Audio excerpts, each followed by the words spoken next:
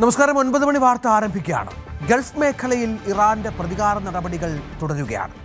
അതായത് അമേരിക്കയും ഇസ്രായേലും ഇറാനെ ആക്രമിക്കുമ്പോൾ ഗൾഫിനെ ടാർഗറ്റ് ചെയ്യുക എന്നുള്ളത് തുടരുന്നു. ദുബായ് വിമാനത്താവളത്തിനടുത്തുവരെ ബോംബ് സ്ഫോടനം, ഇറാന്റെ മിസൈൽ അവശിഷ്ടങ്ങൾ പതിച്ചു, വലിയ സ്ഫോടനമുണ്ടായി, വലിയ തീപിടുത്തമുണ്ടായി. അത് അണയ്ക്കാനുള്ള ശ്രമങ്ങൾ പുരോഗമിക്കുകയാണ് എന്നറിയുന്നു. വിമാന സർവീസുകളെ കാര്യമായി ഈ വിഷയം ബാധിച്ചിട്ടുണ്ട് എന്നുള്ള വിവരം കൂടി പുറത്തു വരികയാണ്. നമുക്കറിയാം, ഗൾഫിൽ അശാന്തി തുടരുകയാണ്, സംശയമില്ല. ഗൾഫ് മലയാളികളുടെ യാത്രയടക്കം മുടങ്ങിയ പശ്ചാത്തലമുണ്ട്. ഇതിനിടയിൽ ഡൊണാൾഡ് ട്രംപ് പറയുന്നത് ഹോർമുസ് കടലിടുക്ക്, അതുമായി ബന്ധപ്പെട്ട അമേരിക്കയുടെ നീക്കങ്ങൾക്ക് നാറ്റോ രാജ്യങ്ങളുടെ പിന്തുണ വേണം, ഇല്ലെങ്കിൽ ഭാവിയിൽ നാറ്റോ സഖ്യം നിലനിൽക്കില്ല എന്നുള്ള ഭീഷണിയാണ്. മറ്റൊന്ന്, ഇസ്രായേൽ പ്രധാനമന്ത്രി ബെഞ്ചമിൻ നെതന്യാഹുവുമായി ബന്ധപ്പെട്ട് പ്രചരിച്ച AI വീഡിയോ, അതിനുശേഷം നെതന്യാഹു നടത്തിയ പ്രതികരണം, അതും AI ആണ് എന്നുള്ള ആക്ഷേപം സമൂഹ മാധ്യമങ്ങളിൽ നിറയുന്നുണ്ട്. ഒപ്പം കേരളത്തിലെ തെരഞ്ഞെടുപ്പുമായി ബന്ധപ്പെട്ട വിശദമായ വാർത്തകളുമുണ്ട്. ആദ്യം തലക്കെട്ടുകൾ വളരെ വേഗം നോക്കാം. ഗൾഫ് മേഖലയിലേക്ക് ആക്രമണം തുടർന്ന ഇറാൻ. ദുബായ് അന്താരാഷ്ട്ര വിമാനത്താവള പരിസരത്ത് ഡ്രോൺ അവശിഷ്ടം ഇന്ധന ടാങ്കറിൽ പതിച്ചതോടെ വൻ അഗ്നിബാധ. ഈജിപ്ഷ്യൻ വിദേശകാര്യമന്ത്രി UAEയിൽ ഇറാൻ നടത്തുന്ന ആക്രമണങ്ങളിൽ സുപ്രധാന ചർച്ച.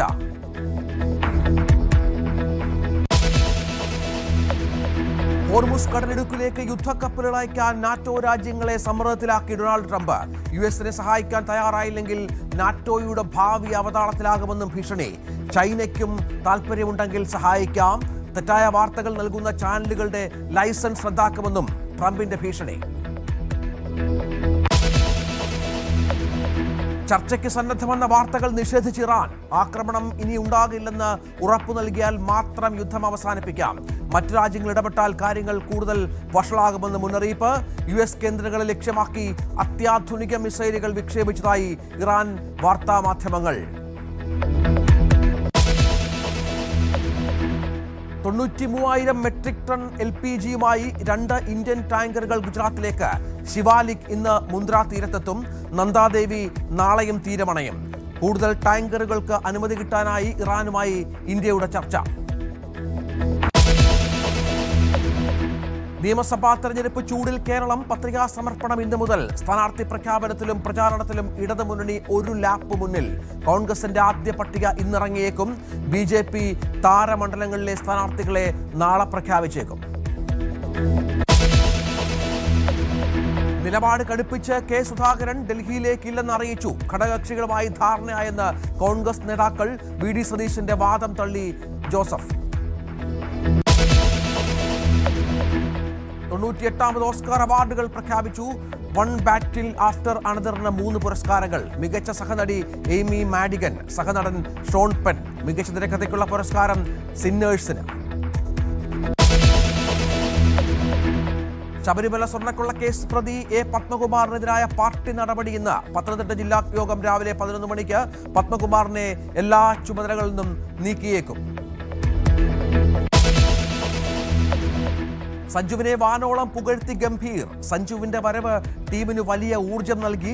ബാറ്റിംഗിൽ തിളങ്ങിയാൽ ആദ്യ 6 ഓവറുകളിൽ തന്നെ കളി ജയിപ്പിക്കുമെന്നും മുഖ്യ പരിശീലകൻ. ഗൾഫ് മേഖലയിലേക്ക് ഇറാന്റെ ആക്രമണം തുടരുകയാണ്.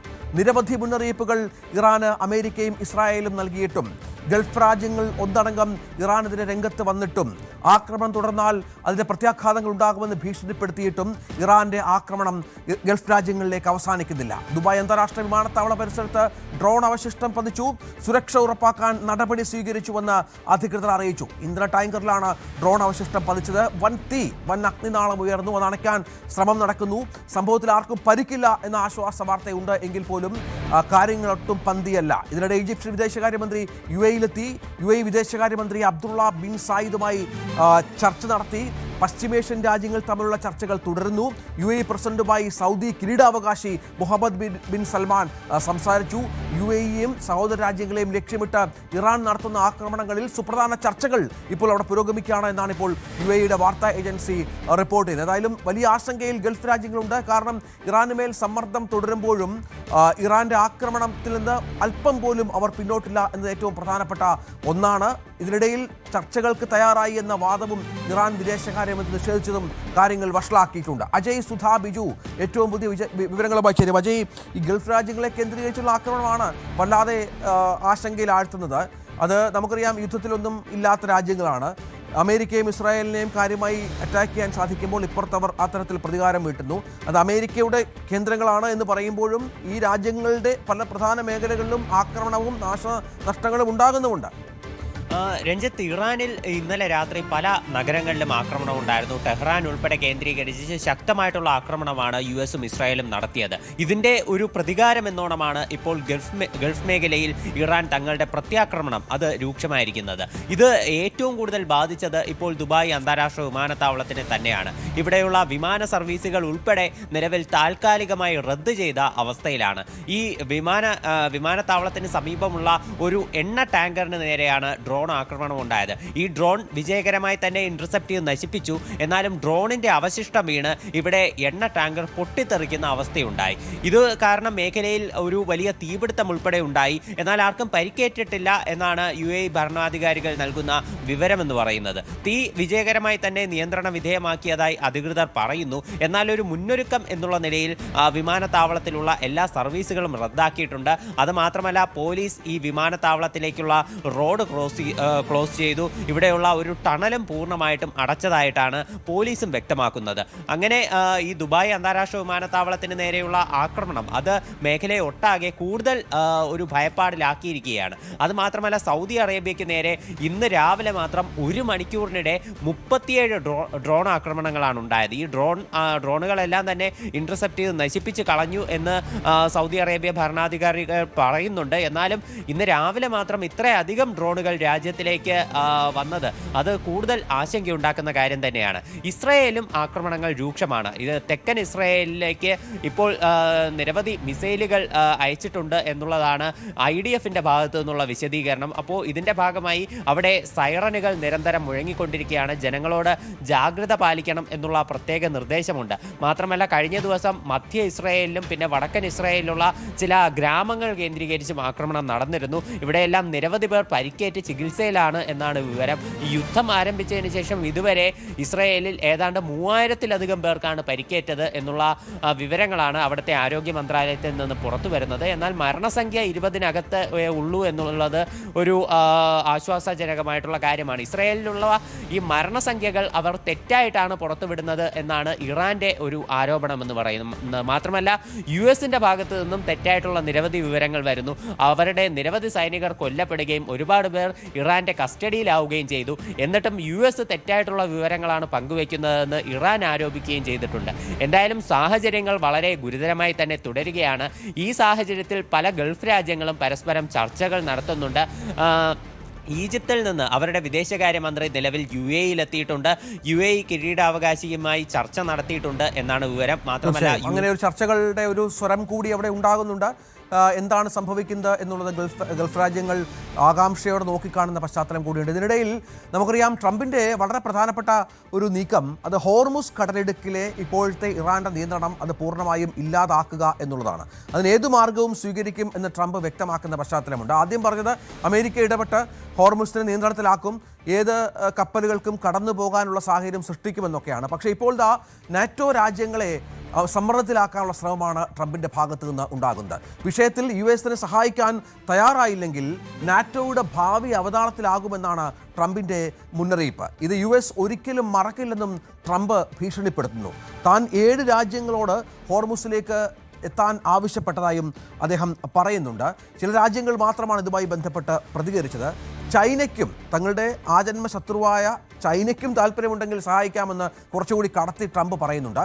ചില രാജ്യങ്ങളുടെ പക്കൽ മൈൻ സ്വീപ്പറുകളും മേഖലയിലൂടെ യാത്ര ചെയ്യാൻ ആവശ്യമായ ബോട്ടുകളുമുണ്ട്. ഇത് മേഖലയുടെ സുരക്ഷയ്ക്ക് ഉപകാരപ്പെടുമെന്നും അദ്ദേഹം കൂട്ടിച്ചേർത്തു.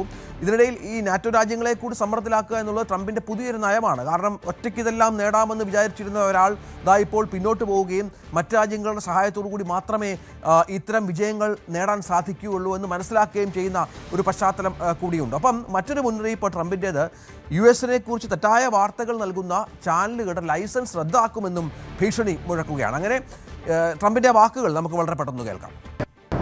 we had some very good results today, as you probably heard, in Iran. Very strong results militarily. Results. We're talking to countries about policing the streets.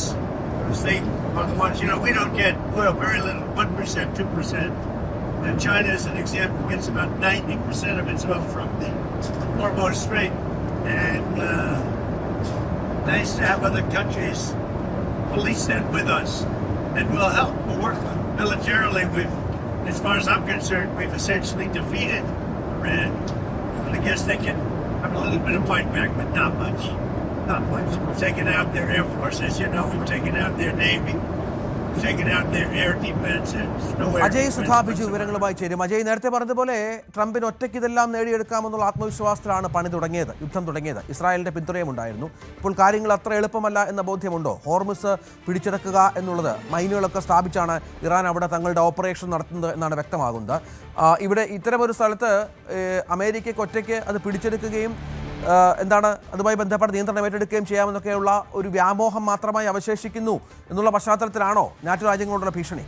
Ranjith, ആദ്യഘട്ടത്തിൽ ഇറാൻ ഹോർമുസ് കടലിടുക്ക് പൂർണ്ണമായി അടയ്ക്കും എന്നുള്ള ഭീഷണി മുഴക്കിയതിന് പിന്നാലെ ട്രംപിന്റെ പ്രസ്താവന വന്നത് തങ്ങൾ ഹോർമുസ് കടലിടുക്കിന്റെ സുരക്ഷ അത് നിയന്ത്രിക്കും, ഹോർമുസ് വഴി ചരക്ക് നീക്കം നടത്താൻ ആഗ്രഹിക്കുന്ന കപ്പലുകൾക്ക് തങ്ങൾ സുരക്ഷ നൽകും, യുഎസിന്റെ നേവി ഈ കപ്പലുകൾക്ക് അകമ്പടിയായി പോകും എന്നെല്ലാമാണ് ട്രംപ് ആദ്യം പറഞ്ഞിരുന്നത്. മാത്രമല്ല വാഷിംഗ്ടണിൽ ഇപ്പോൾ വൈറ്റ് ഹൗസിന്റെ പ്രസ് സെക്രട്ടറി ആയിട്ടുള്ള കരോലിൻ ലെവിറ്റും ഇക്കാര്യം വ്യക്തമാക്കുന്ന ഒരു സാഹചര്യമുണ്ടായിരുന്നു.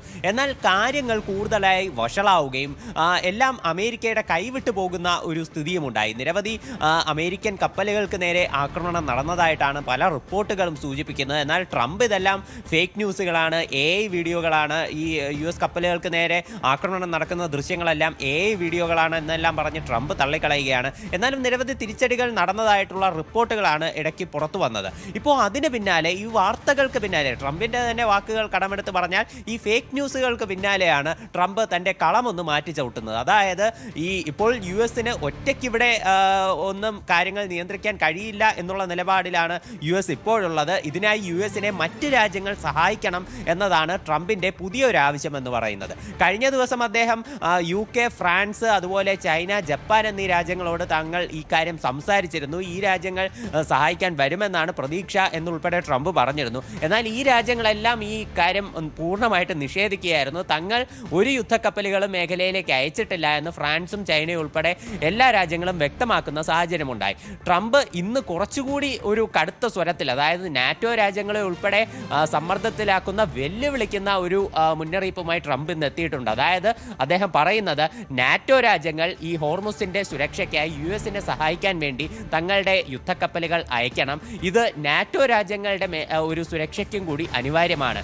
ഇത്തരത്തിൽ നാറ്റോ രാജ്യങ്ങൾ യുദ്ധക്കപ്പലുകൾ അയച്ചില്ലെങ്കിൽ അവരുടെ ഭാവി അവതാളത്തിലാകും. മാത്രമല്ല US ഇക്കാര്യം എന്നും ഓർമ്മയിൽ വെച്ചിരിക്കുമെന്നും ട്രംപ് ഒരു ഭീഷണിയായിട്ട് നാറ്റോ രാജ്യങ്ങളോട് പറയുന്നുണ്ട്. മാത്രമല്ല ചൈന മേഖലയിൽ ഈ ഹോർമുസ് വഴി ഒരുപാട് ചരക്ക് ഗതാഗതം നടത്തുന്ന രാജ്യങ്ങളിലൊന്നാണ് ചൈന. അതുകൊണ്ട് തന്നെ ചൈനയ്ക്കും വേണമെങ്കിൽ മേഖലയുടെ സുരക്ഷയ്ക്കായി തങ്ങളുടെ യുദ്ധക്കപ്പലുകളെ അയക്കാമെന്ന് ട്രംപ് ഇന്ന് വീണ്ടും ഒന്നുകൂടി പറയുന്നുണ്ട്. കഴിഞ്ഞ ദിവസം ട്രംപിന്റെ വാദത്തിന് പിന്നാലെ ചൈന ഇത്തരത്തിൽ ഒരു യുദ്ധക്കപ്പലും അയക്കില്ല എന്ന് പറഞ്ഞതാണ്. എന്നാൽ ട്രംപ് ഇന്ന് വീണ്ടും ഒന്ന് എറിഞ്ഞു നോക്കുന്നുണ്ട്. എന്തായാലും ഒന്ന് ചൈനയുടെ സഹായം കിട്ടിയാൽ അതും നല്ലതാണ് എന്നുള്ള രീതിയിൽ വീണ്ടും പറയുന്നുണ്ട്. ട്രംപ് ഇന്ന് പേരൊന്നും എടുത്ത് പറഞ്ഞിട്ടില്ല. കഴിഞ്ഞ ദിവസം രാജ്യങ്ങളുടെ പേരെടുത്ത് പറഞ്ഞ് അവർ നേരിട്ട് നിഷേധിക്കുന്ന നടപടി ഉണ്ടായത് നാണക്കേടായതുകൊണ്ടാകാം ഇന്ന് രാജ്യങ്ങളുടെ പേരെടുത്ത് പറയാതെ 7 രാജ്യങ്ങളോട് സംസാരിച്ചിട്ടുണ്ട്. ഇവർ ഈ മേഖലയിൽ US-നെ സഹായിക്കാൻ വേണ്ടി എത്തുമെന്ന് പ്രതീക്ഷിക്കുന്നതായിട്ടും ട്രംപ് നിലവിൽ പറഞ്ഞിട്ടുണ്ട്. മാത്രമല്ല ചില രാജ്യങ്ങളുടെ കയ്യിൽ മൈൻ സ്വീപ്പേഴ്സ്, അതുപോലെ തന്നെ ഈ മേഖലയിലൂടെ യാത്ര ചെയ്യാൻ സാധിക്കുന്ന, അതായത് ഈ അവിടെയുള്ള മൈനുകൾ സ്ഥാപിച്ചിട്ടുണ്ടെങ്കിൽ തന്നെ മൈനുകൾ വഴി അപകടത്തിൽപ്പെടാത്ത ചെറിയ ബോട്ടുകൾ ചില രാജ്യങ്ങളുടെ പക്കലുണ്ട്. അപ്പോൾ ഈ രാജ്യങ്ങൾ ഈ ആയുധ സംവിധാനങ്ങളുള്ള ഈ ബോട്ടുകളുമായി മേഖലയിലേക്ക് എത്തുന്നത് സഹായകരമാകും എന്നും തീർച്ചയായും അജയ്. അതായത് ഇതിനിടയിൽ ട്രംപ് പറയുന്നത് ഇറാൻ തുടർച്ചയായി ഇത്തരം ചർച്ചകൾക്ക് സന്നദ്ധമാകുന്നു എന്നൊക്കെയുള്ള അവകാശവാദം ഉന്നയിക്കുമ്പോൾ ഇറാന്റെ വിദേശകാര്യമന്ത്രി അത് പൂർണ്ണമായും നിഷേധിക്കുകയാണ്. ഇത്തരത്തിലൊന്ന്, അതായത് ഈ ആക്രമണം ആവർത്തിക്കില്ല എന്ന് ഞങ്ങൾക്ക് ഉറപ്പാകുമ്പോൾ മാത്രം യുദ്ധം അവസാനിപ്പിക്കും എന്ന്, യുദ്ധം അവസാനിപ്പിക്കാം, ചർച്ചയ്ക്ക് തയ്യാറാകുന്നു എന്നുള്ളതല്ല, ഞങ്ങൾ നടത്തുന്ന യുദ്ധം അവസാനിപ്പിക്കാമെന്നാണ് ഇറാൻ വിദേശകാര്യമന്ത്രി അബ്ബാസ് അരാക്ചി പറയുന്നത്.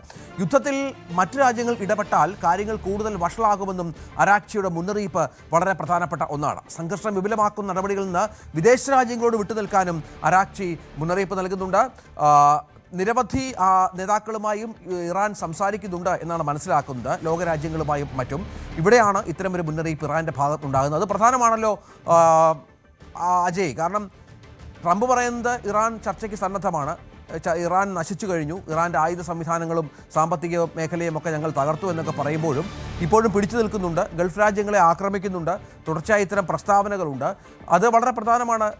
ചർച്ച എന്നല്ല, യുദ്ധം വേണമെങ്കിൽ ഞങ്ങൾക്ക് ചില ഉറപ്പുകൾ കിട്ടിയാൽ അവസാനിപ്പിക്കാമെന്ന് മാത്രമാണ് ഇറാൻ പറയുന്നത്. ഇറാന്റെ ഭാഗത്ത് നിന്ന് ഇപ്പോൾ വരുന്ന പല വാക്കുകളും അതെല്ലാം ഇപ്പോൾ ഈ യുദ്ധം മുന്നോട്ട് തന്നെ പോകും എന്നുള്ള സൂചനകളാണ് നൽകുന്നത്. എന്തായാലും രഞ്ജിത്ത് നിലവിൽ സൂചിപ്പിച്ചതുപോലെ തന്നെ ആദ്യഘട്ടത്തിൽ ഇറാന് ഒരിക്കലും ഈ US-ന്റെയും ഇസ്രായേലിന്റെയും ആയുധശക്തിക്ക് മുന്നിൽ പിടിച്ചു നിൽക്കാൻ കഴിയില്ല എന്നാണ് പലരും വിചാരിച്ചിരുന്നത്. പലരും അങ്ങനെ തന്നെ വിധി എഴുതുകയും ചെയ്തിരുന്നു. എന്നാൽ ഈ യുദ്ധം മൂന്നാമത്തെ ആഴ്ചയിലേക്ക് കടക്കുന്ന ഈ സാഹചര്യത്തിലും ഇറാൻ കടുത്ത രീതിയിൽ തന്നെ ആക്രമണങ്ങൾ നടത്തുന്നു. ഇപ്പോൾ ഇന്ന് തന്നെ ഗൾഫ് മേഖലയിൽ നിന്ന് വരുന്ന റിപ്പോർട്ടുകൾ ഇറാന്റെ ആ ഒരു ശക്തിയെ സൂചിപ്പിക്കുന്നതാണ്. മാത്രമല്ല ഇപ്പോൾ നിലവിൽ ട്രംപ് ഇന്നും പറയുന്നത്, ഇന്ന് അദ്ദേഹം വാഷിംഗ്ടണിൽ നിന്ന് ഫ്ലോറിഡയിലേക്കുള്ള യാത്രക്കിടെ അദ്ദേഹം മാധ്യമങ്ങളോട് പറഞ്ഞിരുന്നു, Iran badly wants to end this war എന്നെല്ലാം അദ്ദേഹം വിളിച്ചു പറയുന്നുണ്ട്. മാത്രമല്ല കഴിഞ്ഞ ദിവസം NBC ന്യൂസിന് നൽകിയ അഭിമുഖത്തിലും ഇറാൻ ഒരു സമവായ ചർച്ചയ്ക്ക് തയ്യാറാണ്, ഇറാൻ ഒരു ചർച്ചയ്ക്ക് തയ്യാറായി മുന്നോട്ട് വന്നിരിക്കുന്നു എന്നെല്ലാം ട്രംപ് പറയുന്നുണ്ട്. ഈ വാദങ്ങളെല്ലാം പൂർണ്ണമായി നിഷേധിക്കുകയാണ് ഇപ്പോൾ അബ്ബാസ് അരാക്ചി. മാത്രമല്ല US-ഇസ്രായേൽ ആക്രമണങ്ങൾ, ഈ ആക്രമണങ്ങൾ കാരണം ടെഹ്റാനിലുള്ള ഒരു എണ്ണ നിക്ഷേപ കേന്ദ്രം പൂർണ്ണമായി തകർന്നുവെന്നും അദ്ദേഹം തൻ്റെ എക്സ് പോസ്റ്റിലൂടെ പറയുന്നുണ്ട്. ഈ കേന്ദ്രങ്ങളിൽ ഈ ഇസ്രായേൽ നടത്തിയിട്ടുള്ള ആക്രമണം അത് അന്താരാഷ്ട്ര നിയമങ്ങൾക്ക് വിരുദ്ധമാണ്. ഇപ്പോൾ ഈ മേഖലയിൽ നടത്തിയിട്ടുള്ള ഈ എണ്ണ നിക്ഷേപ കേന്ദ്രത്തിൽ നടത്തിയിട്ടുള്ള ആക്രമണം കാരണം ഈ മേഖലയിലുള്ള എണ്ണ കലർന്ന മണ്ണും അതുപോലെ തന്നെ ഭൂഗർഭ ജലവുമായി മിക്സ് ആയിട്ടുണ്ട് പല പ്രദേശങ്ങളിലും. ഇത് ഭൂഗർഭ ജലത്തിൻ്റെ അതിൻ്റെ ഒരു ശുദ്ധജല സാന്നിധ്യം അത് പൂർണ്ണമായി ഇല്ലാതാക്കാനേ സഹായകരമാകൂ. ഇത് തലമുറകളോളം ഇറാനിലെ ജനങ്ങൾ അനുഭവിക്കേണ്ടി വരുന്ന വലിയൊരു വിപത്തായി ഇത് മാറാൻ സാധ്യതയുള്ളതായിട്ട് അദ്ദേഹം എക്സിൽ കുറിക്കുന്നുണ്ട്. ഈ ഒരു യുദ്ധക്കുറ്റത്തിന് ഇസ്രായേൽ എന്തായാലും ശിക്ഷിക്കപ്പെടണം എന്നും അദ്ദേഹം കുറിച്ചിട്ടുണ്ട്. അപ്പോൾ ഇത്തരത്തിൽ ഇസ്രായേലിൻ്റെയും അമേരിക്കയിലെയും ആക്രമണങ്ങളെ അപലപിക്കുന്നതിനോടൊപ്പം തന്നെ അവർ മുന്നോട്ട് വയ്ക്കുന്ന സമാധാന ഉപാധികൾ, അതുപോലെ തന്നെ അവർ ഇറാൻ ചർച്ചകൾക്ക് തയ്യാറായി വന്നിട്ടുണ്ട് എന്നുള്ള വാദങ്ങളെല്ലാം ഇറാൻ തള്ളുകയും ചെയ്യുന്നുണ്ട്. ശരിയാണ്. ഒന്ന് തുടരണം അജയ്. മറ്റൊരു പ്രധാനപ്പെട്ട വാർത്ത, നമുക്ക് ഇന്ത്യക്ക് സന്തോഷം നൽകുന്ന ഒന്നാണ്. നമ്മുടെ LPG പ്രതിസന്ധി വല്ലാതെ വഷളായ പശ്ചാത്തലമുണ്ട്. ഇതിനിടയിൽ 2 ഇന്ത്യൻ ടാങ്കറുകൾ, LPG ടാങ്കറുകൾ 93,000 മെട്രിക് ടൺ LPGയുമായി ഗുജറാത്തിലെ മുന്ദ്ര തുറമുഖത്തേക്ക് എത്തുകയാണ്. അതിലൊന്ന് ഇന്ന് ശിവാലിക് എന്ന കൂറ്റൻ കപ്പലാണ് ഇന്ന് മുന്ദ്ര തീരത്ത് എത്തുന്നത്. നന്ദാദേവി എന്ന രണ്ടാമത്തെ കപ്പൽ ചൊവ്വാഴ്ചയും തീരത്തണയും എന്ന വിവരങ്ങളുണ്ട്. മൂന്നാമത് ഒരു കപ്പൽ കൂടി പുറപ്പെട്ടിട്ടുണ്ട് സൗദി അറേബ്യയിൽ നിന്ന് എന്നുള്ള വിവരം കൂടി ഇപ്പോൾ ലഭ്യമാകുന്നുണ്ട്. ഈ 2 കപ്പലുകളിലും കൂടി ഏകദേശം 93,000 മെട്രിക് ടൺ LPGയാണ് ഉണ്ടെന്നാണ് കണക്ക്. ഇന്ത്യ പ്രതിവർഷം ഏകദേശം 31.3 ദശലക്ഷം മെട്രിക് ടൺ LPG ഉപയോഗിക്കുന്നുണ്ട്. പ്രതിമാസം ശരാശരി 2.5 ദശലക്ഷം ടണ്ണിലധികം ഉപയോഗിക്കുന്നുണ്ട്. 33 കോടിയിലധികം ഗാർഹിക കണക്ഷനുകൾ ഇന്ത്യയിലുണ്ട്. അത് വലിയ തോതിലുള്ള വ്യത്യാസം നമ്മുടെ ഈ യുദ്ധമൊക്കെ നമ്മുടെ ഉപഭോഗത്തിലൊക്കെ വരുത്തിയിട്ടുണ്ട് എന്നുള്ളത് പ്രധാനപ്പെട്ട ഒന്നാണ്. ഏതായാലും കൂടുതൽ ടാങ്കറുകൾക്ക് അനുമതി കിട്ടാനായി ഇറാനുമായുള്ള ചർച്ചകൾ തുടരുമെന്നും കേന്ദ്രം വ്യക്തമാക്കിയ പശ്ചാത്തലമുണ്ട്. നമുക്കറിയാം ഇറാനുമായി നമുക്ക് വലിയ ബന്ധമുണ്ട്. നരേന്ദ്രമോദി അടക്കം ഈ വിഷയത്തിൽ ഇടപെട്ട് ചർച്ച നടത്തിയ ശേഷമാണ് ഹോർമുസ് കടലിടുക്ക് കടക്കാൻ ഇന്ത്യൻ LPG ടാങ്കറുകൾക്ക് കഴിഞ്ഞതെന്നുള്ള വിശദാംശങ്ങളൊക്കെ നമുക്കറിയാം. അങ്ങനെ ആ തരത്തിലുള്ള ഇടപെടലുകൾ ഇന്ത്യൻ 22ഓളം കപ്പലുകൾ ഈ ഹോർമുസ് കടലിടുക്കിൻ്റെ പടിഞ്ഞാറ് ഭാഗത്തുണ്ട് എന്നുള്ള വിവരം കൂടിയുണ്ട്. അവയും സുരക്ഷിത പാത ഒരുക്കുന്നതിനുള്ള ചർച്ചകൾ നടക്കുകയാണ്. ഇതിനൊക്കെ ഇന്നലെ പറഞ്ഞതുപോലെ നേവിയുടെയും നാവികസേനയുടെയും മറ്റും അകമ്പടിയും ഉണ്ട്. കൂടുതൽ നാവികസേനയുടെ കപ്പലുകളും ആ മേഖലയിലേക്ക് തിരിച്ചിട്ടുണ്ട് എന്നുള്ളതാണ് ഏറ്റവും പ്രധാനപ്പെട്ട കാര്യം. മറ്റൊരു വാർത്തയിലേക്ക് പോകണം. പശ്ചിമേഷ്യയിലെ US കേന്ദ്രങ്ങളെ ലക്ഷ്യമാക്കി അത്യാധുനിക മിസൈലുകൾ വിക്ഷേപിച്ചതായി ഇറാനിയൻ വാർത്താ മാധ്യമങ്ങൾ റിപ്പോർട്ട് ചെയ്യുന്നുണ്ട്. ഫെബ്രുവരി 28 യുദ്ധം ആരംഭിച്ചതിന് ശേഷം ആദ്യമായാണ് സജ്ജിൽ മിസൈൽ, അതായത് ഡാൻസിംഗ് മിസൈൽ എന്നാണ് ഇതിന് പറയുന്നത്. ഇറാൻ തന്നെ രൂപകൽപ്പന ചെയ്ത് വികസിപ്പിച്ചെടുത്ത അത്യാധുനിക മിസൈലാണിത്. ഖര ഇന്ധനമാണ് ഈ മിസൈലിൽ ഉപയോഗിക്കുന്നത്.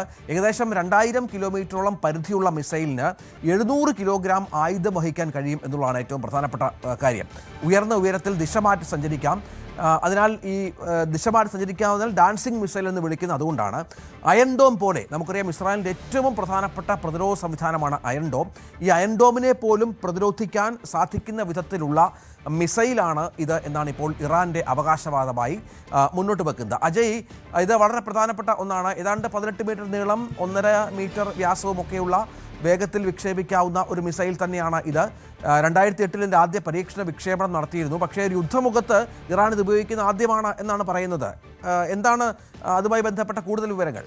രഞ്ജിത്ത്, ഇതിനോട് ചേർത്ത് വെക്കേണ്ടത് IRGCയുടെ ഒരു മുൻ പ്രസ്താവനയാണ്. IRGC ഇതിന് മുൻപേ പുറത്തിറക്കിയ തങ്ങളുടെ ഒരു പ്രസ്താവനയിൽ പറയുന്നത് തങ്ങൾ ഇതുവരെ ഉപയോഗിച്ചത് വെറും first generation and second generation മിസൈലുകൾ മാത്രമാണ്. തങ്ങളുടെ പക്കൽ ഇനിയും നിരവധി അത്യാധുനിക മിസൈലുകൾ ഉണ്ട്. അവയൊന്നും തങ്ങൾ ഇതുവരെ എടുത്ത് പ്രയോഗിച്ചിട്ടില്ല. ഉടൻ തന്നെ അവയെല്ലാം ഇസ്രായേലിനും അമേരിക്കയ്ക്കുമെതിരെ പ്രയോഗിക്കുമെന്ന് IRGC പറഞ്ഞിട്ടുണ്ട്. അപ്പോൾ ഈ പ്രസ്താവന സാധൂകരിക്കുന്ന ഒന്ന് തന്നെയാണ് നിലവിൽ ഈ സൂചിപ്പിച്ച ഈ സെജ്ജൽ മിസൈൽ എന്ന് പറയുന്നത്. ഈ സെജ്ജൽ മിസൈലിന് ഡാൻസിംഗ് മിസൈൽ എന്ന് പറയുന്ന ഒരു വട്ടപ്പേര് കൂടിയുണ്ട്.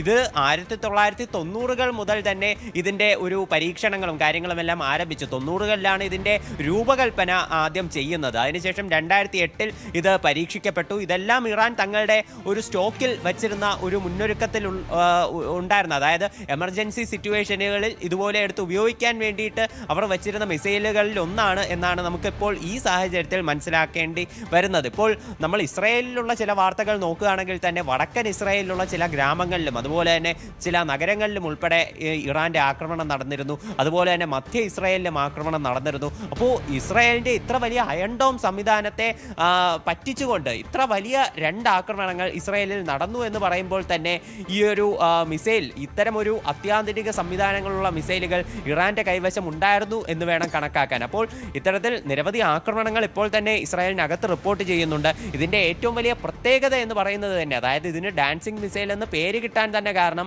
മറ്റ് മിസൈലുകളെല്ലാം ഗ്രൗണ്ടിൽ നിന്ന് ഒരു സ്ഥലത്തേക്ക് ലക്ഷ്യസ്ഥാനം അത് പ്രോഗ്രാം ചെയ്യുകയാണെങ്കിൽ നേരെ അങ്ങോട്ട് ചെന്ന് അടിക്കുകയായിരിക്കും ചെയ്യുന്നത്. ഇതിനെ മറ്റ് ഇന്റർസെപ്റ്റ് ചെയ്ത് നശിപ്പിച്ചാൽ അത് പൂർണ്ണമായിട്ടും നശിപ്പിക്കപ്പെടും. അതേസമയം ഈ ഡാൻസിംഗ് മിസൈൽ എന്ന് പറയുന്നത് ഈ ഗ്രൗണ്ടിൽ നിന്ന് പ്രോഗ്രാം ചെയ്ത് അയച്ചാലും വേണമെങ്കിൽ എയറിൽ വെച്ച് ഇതിൻ്റെ ദിശ നമുക്ക് വ്യതിചലിപ്പിക്കാൻ കഴിയും. അപ്പോൾ ഇത് കാരണമെല്ലാം അയൺ ഡോം സംവിധാനത്തെ പ്രതിരോധിക്കാൻ ഇതിന് കഴിയും. കാരണം ഈ മിസൈലിനെ ഇന്റർസെപ്റ്റ് ചെയ്ത് നശിപ്പിക്കാൻ ശ്രമിച്ചാലും ഈ മിസൈൽ ഗതി മാറ്റുന്നത് കാരണം ഈ ഇന്റർസെപ്ഷൻ എല്ലാം പരാജയപ്പെടുകയായിരിക്കും ചെയ്യുന്നത്. ഇതിന് ഏതാണ്ട് 700 കിലോഗ്രാം ഭാരമുള്ള ആയുധങ്ങൾ വരെ വഹിക്കാൻ ശേഷിയുള്ളതായിട്ടാണ് പറയുന്നത്.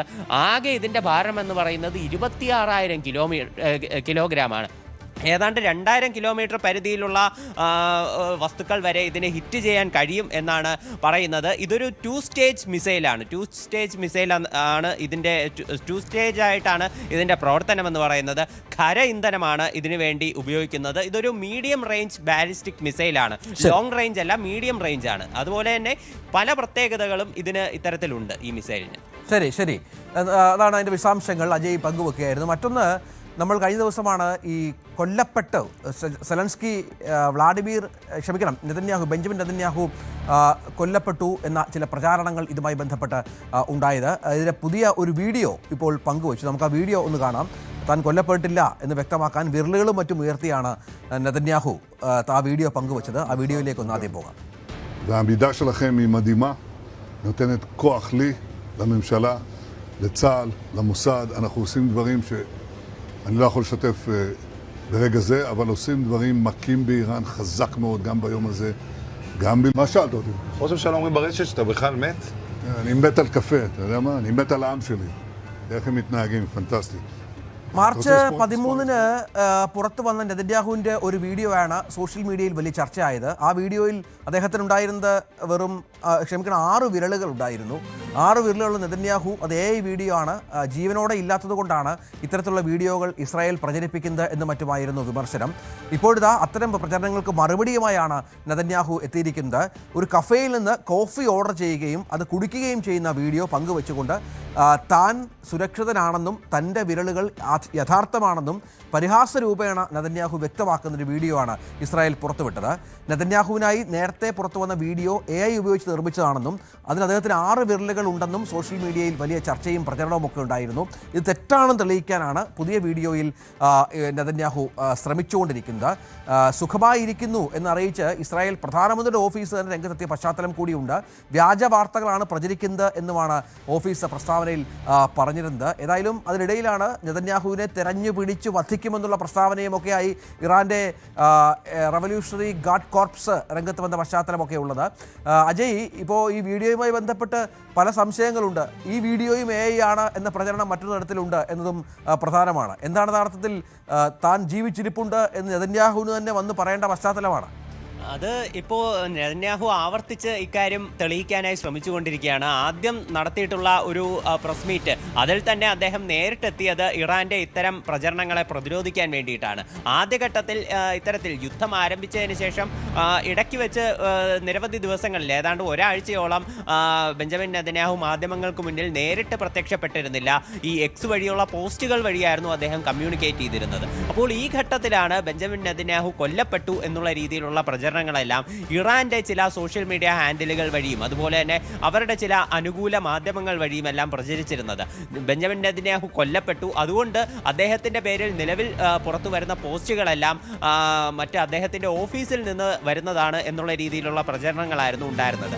അതിന് പിന്നാലെയാണ് അദ്ദേഹം മാധ്യമങ്ങളെ കണ്ട് നിലവിലെ യുദ്ധ സാഹചര്യങ്ങൾ വിശദീകരിക്കുന്ന ഒരു പശ്ചാത്തലമുണ്ടായത്. എന്നാൽ ആ വീഡിയോയാണ് AI ആണ് എന്നുള്ള തരത്തിലുള്ള പ്രചരണങ്ങൾ ഉണ്ടായത്. അതിൽ ഒരു സ്ക്രീൻഷോട്ട് പലയിടത്തും പ്രചരിച്ചു. ആ സ്ക്രീൻഷോട്ടിൽ അദ്ദേഹത്തിന് കയ്യിൽ 6 വിരലുകളുണ്ട്, ഇത് AI-യിൽ വന്ന ഒരു മിസ്റ്റേക്കാണ് എന്നുള്ള ഒരു പ്രചരണം എല്ലാം ഉണ്ടായിരുന്നു. ഇപ്പോൾ അതിനുശേഷമാണ് ട്രംപ് ഇപ്പോൾ കഴിഞ്ഞ ദിവസം ഈ പുതിയ വീഡിയോ പങ്കുവെച്ചത്. ഈ പുതിയ വീഡിയോയിൽ അദ്ദേഹം ഒരു കോഫി ഷോപ്പിൽ നിന്ന് കോഫി ഓർഡർ ചെയ്ത് കോഫിയെ പറ്റി ആദ്യം കുറെ പുകഴ്ത്തി സംസാരിച്ചു. അതായത് താൻ മരിച്ചത് ഈ കോഫിക്ക് വേണ്ടിയാണ് എന്ന് അദ്ദേഹം തമാശ രൂപേണ ഹീബ്രു ഭാഷയിൽ പറയുന്നുണ്ട്. അതുപോലെ തന്നെ കൈ ഉയർത്തിക്കാട്ടി തനിക്ക് 5 വിരലുകളുണ്ട്, വേണമെങ്കിൽ എണ്ണിക്കോ എന്നും പറയുന്നുണ്ട്. പക്ഷേ ഈ വീഡിയോയും AI ആണ് എന്നാണ് സോഷ്യൽ മീഡിയയിൽ ഇപ്പോൾ നടക്കുന്നത്. തീർച്ചയായും അജയ്, അത് തന്നെയാണ് വിവരം. നെതന്യാഹുവിൻ്റെ പുതിയ വീഡിയോയിലും സംശയം ഉന്നയിച്ച് നിരവധി ആളുകൾ രംഗത്ത് വരുന്നുണ്ട്. നെതന്യാഹുവിന് അസുഖമാണോ എന്ന് നിരവധി പേർ സംശയം ഉന്നയിച്ചു. തൻ്റെ മരണവാർത്തകൾ പൊളിച്ചെഴുതാൻ കഫേയിൽ നിന്ന് കോഫി കുടിക്കുന്ന വീഡിയോയാണ് അദ്ദേഹം ഒടുവിൽ പോസ്റ്റ് ചെയ്തത്. വീഡിയോയിൽ അദ്ദേഹം രോഗിയാണെന്ന് തോന്നുന്നുവെന്നാണ് നിരവധി പേരുടെ അഭിപ്രായം. പുതിയ കോഫി വീഡിയോ ഇസ്രായേലിൻ്റെ AI വീഡിയോ പ്രചാരണമാണെന്നും ക്ലിപ്പിൽ കാണിച്ചിരിക്കുന്ന വ്യക്തി നെതന്യാഹുവിൻ്റെ ബോഡി ഡബിൾ ആണോ എന്നും ചിലർ ചോദിക്കുന്നുണ്ട്. അദ്ദേഹം ജീവിച്ചിരിപ്പുണ്ടെന്നും ആരോഗ്യവാനാണെന്നും ലോകത്തെ ബോധ്യപ്പെടുത്താൻ വേണ്ടി മാത്രമാണ് ഒരു ക്ലോസപ്പ് ഷോട്ട് എടുത്തത്. എന്നാൽ വീഡിയോയിൽ അദ്ദേഹത്തിൻ്റെ നെറ്റി സാധാരണത്തേക്കാൾ വലുതായി കാണപ്പെടുന്നു. സാധാരണയായി ബോഡി ഡബിൾസ് ധരിക്കുന്ന കറുത്ത ജാക്കറ്റിൻ്റെ ഒന്നിലധികം ലെയറുകളുണ്ടെന്നും ചിലർ പറയുന്നു. എന്നാൽ ഊഹാപോഹങ്ങൾ മാത്രമാണ് പ്രചരിക്കുന്നതെന്നാണ് ഇസ്രായേലിൻ്റെ മറുപടി. അപ്പോഴും നിരവധി ചർച്ചകൾ ഈ ഓരോ വീഡിയോയുമായി ബന്ധപ്പെട്ട് നെതന്യാഹുവുമായി ബന്ധപ്പെട്ട് സോഷ്യൽ മീഡിയയിൽ നടക്കുന്നുണ്ട് എന്നത് ഏറ്റവും പ്രധാനപ്പെട്ട കാര്യമാണ്. മറ്റൊരു വാർത്ത, വ്ളാദിമിർ സെലൻസ്കി യുക്രൈൻ പ്രസിഡന്റ് പറഞ്ഞതാണ്. ഇറാൻ ഡ്രോണുകളെ പ്രതിരോധിക്കുന്നതിൽ യുക്രൈൻ സഹായം തേടുന്ന പശ്ചിമേഷ്യൻ രാജ്യങ്ങളോട് പണവും സാങ്കേതികവിദ്യയും ആവശ്യപ്പെട്ടിരിക്കുകയാണ് സെലൻസ്കി. ആക്രമണങ്ങളെ പ്രതിരോധിക്കാൻ സഹായിക്കുന്നതിന് പകരമായിട്ടാണ് ഈ ആവശ്യം. സംഘർഷത്തിലേർപ്പെടുകയല്ല, ഇറാനുമായി ഞങ്ങൾ യുദ്ധത്തിലില്ല. ഡ്രോണുകളെ എങ്ങനെ പ്രതിരോധിക്കണമെന്ന് കൃത്യമായ വിലയിരുത്തലുകൾ നടത്താൻ ഞങ്ങൾക്കറിയാം. ഞങ്ങൾക്കതിനുള്ള സാങ്കേതിക വിദ്യയുണ്ട്, പക്ഷേ അതിനുള്ള പണം ഞങ്ങൾക്ക് നൽകണം എന്നാണ് ഇപ്പോൾ സെലൻസ്കി ആവശ്യപ്പെടുന്നത്.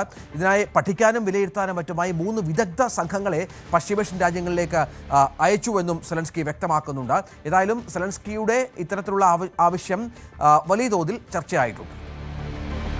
മറ്റൊരു വാർത്ത, പ്രശസ്ത ബോളിവുഡ് റാപ്പറും ഗായകനുമായ ബാദ്ഷായ്ക്ക് അധോലോക സംഘമായ ലോറൻസ് ബിഷ്ണോയിയുടെ സംഘത്തിൽ നിന്നുള്ള വധഭീഷണി വന്നിരിക്കുന്നു എന്നുള്ളതാണ്. പഞ്ചാബി ഗായകൻ സിദ്ധു മുസാവാലയുടെ കൊലപാതകത്തിന് പിന്നാലെ ഉത്തരേന്ത്യൻ സിനിമാ സംഗീത മേഖലയെ നടുക്കിയ ബിഷ്ണോയി സംഘം ഇപ്പോൾ ബാദ്ഷായെ ലക്ഷ്യം വെച്ചിരിക്കുന്നത് വലിയ പരിഭ്രാന്തി ഉണ്ടാക്കിയിട്ടുണ്ട്. സമൂഹ മാധ്യമങ്ങൾ വഴിയും ഫോൺ കോളുകൾ വഴിയും ഗായകന് ഭീഷണി സന്ദേശങ്ങൾ കിട്ടി. ഇതുമായി ബന്ധപ്പെട്ട് ഗായകൻ പോലീസിനെ സമീപിച്ചിട്ടുണ്ട്. സൽമാൻ ഖാൻ ഉൾപ്പെടെയുള്ള പ്രമുഖർക്കെതിരെ നിരവധിയായ വധഭീഷണി മുഴക്കുന്ന ഒരു സംഘം കൂടിയാണ് ലോറൻസ് ബിഷ്ണോയി സംഘമെന്ന് ഓർക്കണം. ഇപ്പോൾ ബാദ്ഷാ പോലീസിനെ വിവരം അറിയിച്ചതിനെ തുടർന്ന് ബാദ്ഷായുടെ സുരക്ഷാ ക്രമീകരണങ്ങൾ പോലീസ് കർശനമാക്കിയിട്ടുണ്ട്. വീടിനും ഓഫീസിനും മറ്റും വലിയ സുരക്ഷ ഏർപ്പെടുത്തിയിട്ടുണ്ട്. ഒപ്പം അദ്ദേഹം പങ്കെടുക്കുന്ന പരിപാടികളിലും പോലീസിൻ്റെ നിതാന്തമായ സജീവമായ സാന്നിധ്യമുണ്ട്. സഞ്ജു സാംസൺ കേരള താരം ഇന്ത്യയെ ലോകത്തിൻ്റെ നെറുകയിലെത്തിച്ച താരത്തിനെ വാനോളം പ്രശംസിക്കുകയാണ് ഇപ്പോൾ ചീഫ് കോച്ച് കൂടിയായ ഗൗതം ഗംഭീർ.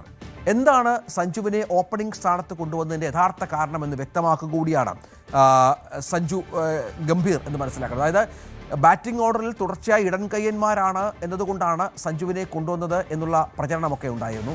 അത് പക്ഷേ അത് പൂർണ്ണമായും ഗംഭീർ നിഷേധിക്കുകയാണ്. അദ്ദേഹം പറയുന്നത് താൻ ജിമ്മിൽ വർക്കൗട്ട് ചെയ്യുമ്പോഴാണ് സഞ്ജു ടീമിലുണ്ടാകും എന്ന വിവരം അറിയിച്ചത്. ജിമ്മിൽ വർക്കൗട്ട് ചെയ്യുന്ന സമയത്ത് ടീമിൽ കളിക്കുന്ന കാര്യം നീ സിംബാബ്വെക്കെതിരായ മത്സരത്തിലുണ്ട് എന്ന് പറഞ്ഞു. അപ്പോൾ വരട്ടെ നോക്കാമെന്നായിരുന്നു സഞ്ജുവിൻ്റെ കൂളായ മറുപടി. ഞങ്ങൾക്കിടയിൽ ഒരു കോച്ചും പ്ലെയറും എന്നതിലുപരി പരിശീലനത്തിനിടയിൽ എന്തും സംസാരിക്കാൻ കഴിയുന്ന ഒരു ബന്ധമുണ്ട് എന്ന് ഗംഭീർ പറയുകയാണ്. സഞ്ജു ബാറ്റിങ്ങിൽ തിളങ്ങിയാൽ ആദ്യ 6 ഓവറുകളിൽ തന്നെ കളി ജയിപ്പിക്കുമെന്ന് ഗംഭീർ പറയുമ്പോൾ എത്രത്തോളം സഞ്ജുവിനെ അദ്ദേഹം വിലമതിക്കുന്നുണ്ട് എന്നത് ഓർക്കണം. മറ്റൊന്ന്, സഞ്ജു എന്ന ആൾ ഇന്ത്യയുടെ ബാറ്റിംഗ് നിരയിൽ അല്ലെങ്കിൽ ടീമിൽ ഉണ്ടാക്കിയ ചെറിയ തോതിലുള്ള മാറ്റമല്ല. സഞ്ജു നൽകിയ ആത്മവിശ്വാസം ചെറുതല്ല. ഒപ്പം ടോപ്പ് ഓർഡറിലെ 3 ഇടൻകയ്യന്മാരുടെ നിര ഒന്ന് മാറ്റാനാണ് സഞ്ജുവിനെ കൊണ്ടുവന്നതെന്ന് പലരും കരുതുന്നുണ്ടെങ്കിൽ എന്നാൽ സത്യം അതല്ല. കൂടുതൽ സ്ഫോടനാത്മകമായ ഒരു ബാറ്റിംഗ് നിര ആഗ്രഹിച്ചു, അത് സഞ്ജു നൽകി എന്നാണ് വ്യക്തമാക്കുന്നത്. ടീമിൻ്റെ ആത്മവിശ്വാസം വല്ലാതെ വർദ്ധിപ്പിക്കാൻ സഞ്ജുവിൻ്റെ സാന്നിധ്യം സഹായകരമായി എന്നും ഗംഭീർ പറയുന്നു. 2026 ഇപ്പോൾ 3 മാസം പിന്നിടുകയാണ്. നമുക്ക് ആ സിനിമാ മേഖലയിലേക്ക് കൂടി ഒന്ന് പോകണം. അവിടെ ബോക്സ് ഓഫീസിനെ സംബന്ധിച്ച് സാധാരണ ജനുവരി ഫെബ്രുവരി മാസങ്ങളിലൊക്കെ എല്ലാ വർഷവും വലിയ കളക്ഷൻ ഉണ്ടാകുന്ന സിനിമകൾ സംഭവിക്കാറുണ്ട്. പക്ഷേ ഇത്തവണ നമ്മുടെ സിനിമാ മേഖലയ്ക്ക് മൊത്തത്തിൽ നിരാശയാണ് എന്ന വിവരം കൂടി പുറത്തു വരുന്നുണ്ട്. ചില തമിഴ് സിനിമകളൊക്കെ പൊങ്കലിൽ വന്നുവെങ്കിലും അവയും കാര്യമായി തന്നെ പരാജയപ്പെടുന്ന പശ്ചാത്തലമുണ്ടായി. പ്രതീക്ഷിച്ച കളക്ഷൻ കിട്ടാത്ത സാഹചര്യമൊക്കെ ഉണ്ടായി. ഇതിലൊരു കണക്ക് വരുന്നത് 1-ാം സ്ഥാനത്ത് കളക്ഷൻ നേടിയത് ചത്ത പച്ച എന്ന സിനിമയാണ്. 17.5 കോടി രൂപയാണ് കേരളത്തിൽ നിന്ന് ആ സിനിമ നേടിയത്. പക്ഷേ അത് ഹിറ്റ് സ്റ്റാറ്റസിലേക്ക് വരുമോ എന്ന കാര്യമൊക്കെ കാത്തിരുന്ന് കാണണം. യുവതാരങ്ങൾക്കൊപ്പം മമ്മൂട്ടിയും ഈ ചിത്രത്തിൽ ഒരു ക്യാമിയ റോളിൽ പ്രത്യക്ഷപ്പെട്ട പശ്ചാത്തലമൊക്കെ ഉണ്ടായിരുന്നു. 2-ാം സ്ഥാനത്ത് മറ്റൊരു യുവതാര ചിത്രമാണ്. സാഗർ സൂര്യയും ഗണപതിയും അൽ അമീനും പ്രധാന കഥാപാത്രങ്ങൾ അവതരിപ്പിച്ച പ്രകമ്പനം. അതിന് 15.2 കോടി രൂപ കളക്ഷൻ ലഭിച്ചു. ജയറാമും കാളിദാസും പ്രധാന വേഷങ്ങളിലെത്തിയ ആശകളായിരം 3-ാം സ്ഥാനത്തുണ്ട്. 7.7 കോടി രൂപ മാത്രമാണ് ചിത്രം കേരളത്തിൽ നിന്ന് നേടിയത്. 4-ാം സ്ഥാനത്ത് ജിത്തു ജോസഫിന്റെ വലതുവശത്തെ കള്ളനാണ്. ബിജു മേനോനും ജോർജ് ജോർജും പ്രധാന വേഷങ്ങളിലെത്തിയ ആ സിനിമയുടെ ബോക്സ് ഓഫീസ് കളക്ഷൻ വെറും 6 കോടി മാത്രമാണ്. സർവമായ എന്ന സിനിമയുടെ വൻ വിജയത്തിന് ശേഷം നിവിൻ പോളി ഗായകനായ ബേബി ഗേൾ ലിസ്റ്റിൽ 5-ാമതെത്തി 4.10 കോടി മാത്രം നേടി ബോക്സ് ഓഫീസിനെ നിരാശപ്പെടുത്തിയ ഒരു സിനിമയായി ബേബി ഗേൾ മാറുകയും ഏറ്റവും ചെയ്തു. കേരളത്തിൽ മാത്രമല്ല തമിഴ്നാട്ടിലും കാര്യമായ കളക്ഷൻ ലഭിച്ച ചിത്രങ്ങളൊന്നും ഉണ്ടായില്ല എന്നുള്ള വളരെ പ്രധാനപ്പെട്ട ഒരു കാര്യം കൂടിയുണ്ട്. ഏതായാലും സിനിമാ മേഖലയ്ക്ക് ആദ്യത്തെ 3 മാസം നിരാശാജനകമാണ് എന്നുള്ള കണക്കാണ് ആ മേഖലയിലുള്ളവർ പുറത്തുവിടുന്നത്. പാചകവാതക വിലക്കയറ്റത്തെ ചൊല്ലി പ്രധാനമന്ത്രി നരേന്ദ്രമോദിയെ പരിഹസിച്ച മിമിക്രി അവതരിപ്പിച്ച സർക്കാർ സ്കൂൾ അധ്യാപകരെ സസ്പെൻഡ് ചെയ്തു. മധ്യപ്രദേശിലെ ശിവപുരി ജില്ലയിലുള്ള സെമർഖേഡി സർക്കാർ പ്രൈമറി സ്കൂൾ അധ്യാപകനായ സാകേത് പുരോഹിതിനെതിരെയാണ് നടപടി. സംസ്ഥാന സർക്കാരിൻ്റെ ഹാപ്പിനെസ് ഡിപ്പാർട്ട്മെന്റ് പദ്ധതിയുടെ പ്രാദേശിക ചുമതലക്കാരൻ കൂടിയാണ് അദ്ദേഹം. സോഷ്യൽ മീഡിയയിൽ വൈറലായ ഒരു വീഡിയോയെ തുടർന്നാണ് നടപടി. പാചകവാതക വില വർദ്ധിപ്പിക്കുന്നത് സാധാരണക്കാരെ ബാധിക്കുന്നതിനെക്കുറിച്ച് പ്രധാനമന്ത്രിയുടെ ശൈലിയിൽ പുരോഹിത് സംസാരിക്കുന്നതാണ് വീഡിയോയിലുള്ളത്. ഗ്യാസ് വില കൂട്ടിയാൽ ജനങ്ങൾ വീണ്ടും പഴയതുപോലെ വിറകടുപ്പിലേക്ക് മടങ്ങുമെന്നും ഇത് പണക്കാരും പാവപ്പെട്ടവരും തമ്മിലുള്ള വ്യത്യാസം ഇല്ലാതാക്കുമെന്നും വീഡിയോയിൽ പരിഹാസരൂപേണ പറയുന്നുണ്ട്. BJP MLA പ്രീതം ലോധിയാണ് അധ്യാപകനെതിരെ പരാതി നൽകിയത്. സർക്കാർ ജീവനക്കാരൻ പ്രധാനമന്ത്രിയെ പൊതുമധ്യത്തിൽ അപമാനിക്കുന്നത് സേവന നിയമങ്ങളുടെ ലംഘനമാണെന്ന് പരാതിയിൽ പറഞ്ഞു. തുടർന്ന് ഇയാളെ സസ്പെൻഡ് ചെയ്യുകയും മറ്റുമായിരുന്നു. അതേസമയം തനിക്കെതിരെയുള്ള നടപടി ഏകപക്ഷീയമാണെന്നാണ് സാകേത് പുരോഹിതിന്റെ വിശദീകരണം. ബോളിവുഡ് താരങ്ങൾ അധോലോകത്ത് നിന്നുള്ള സമ്മർദ്ദം വല്ലാതെ അനുഭവിച്ചിരുന്നുവെന്ന് സംവിധായകയും കൊറിയോഗ്രാഫറുമായ ഫറാ ഖാൻ. ബോളിവുഡിൽ ഖാൻ ത്രയങ്ങൾ എന്നറിയപ്പെടുന്ന ഷാരൂഖ് ഖാൻ, അമീർ ഖാൻ, സൽമാൻ ഖാൻ എന്നിവരും അധോലോകത്തിൻ്റെ സമ്മർദ്ദം അനുഭവിച്ചിരുന്നുവെന്നും അവർ പറയുന്നു. രൺബീർ അല്ലാബാദിയുമായുള്ള പോഡ്കാസ്റ്റിലാണ് ഫറാ ഖാൻ ഇക്കാര്യങ്ങൾ തുറന്നു പറയുന്നത്. തൻ്റെ ഓർമ്മയിലുള്ള ഇതുമായി ബന്ധപ്പെട്ട പല സംഭവങ്ങളും ഫറാ ഖാൻ ഓർത്തെടുക്കുന്നുണ്ട്. അതായത് നമ്മുടെ ബോളിവുഡ് താരങ്ങളായ പ്രമുഖരൊക്കെ ഇത്തരത്തിൽ അധോലോക സംഘങ്ങളുടെ ഭീഷണി തുടർന്ന് പല കാര്യങ്ങളും അവർക്ക് അനുകൂലമായി ചെയ്യേണ്ടി വരുന്ന പശ്ചാത്തലമൊക്കെ ഉണ്ടായി. ഷാരൂഖ് ഖാനും സൽമാൻ ഖാനും ഒക്കെ നിരന്തരം ഫോൺ കോളുകൾ വരുന്ന പശ്ചാത്തലമൊക്കെ ഉണ്ടായിരുന്നു. കരൺ ജോഹറിന് തൻ്റെ ആദ്യ ചിത്രമായ കുച്ച് കുച്ച് ഹോത്തായയുടെ പ്രദർശനത്തിന് മുൻപായി ഭീഷണി കോൾ വന്നിരുന്നതായും ഫാറ ഖാൻ വ്യക്തമാക്കി. തെരഞ്ഞെടുപ്പുമായി ബന്ധപ്പെട്ട വിശദമായ വാർത്തകൾ തന്നെയുണ്ട്. വളരെ പെട്ടെന്ന് ഇടവേളയ്ക്ക് ശേഷം.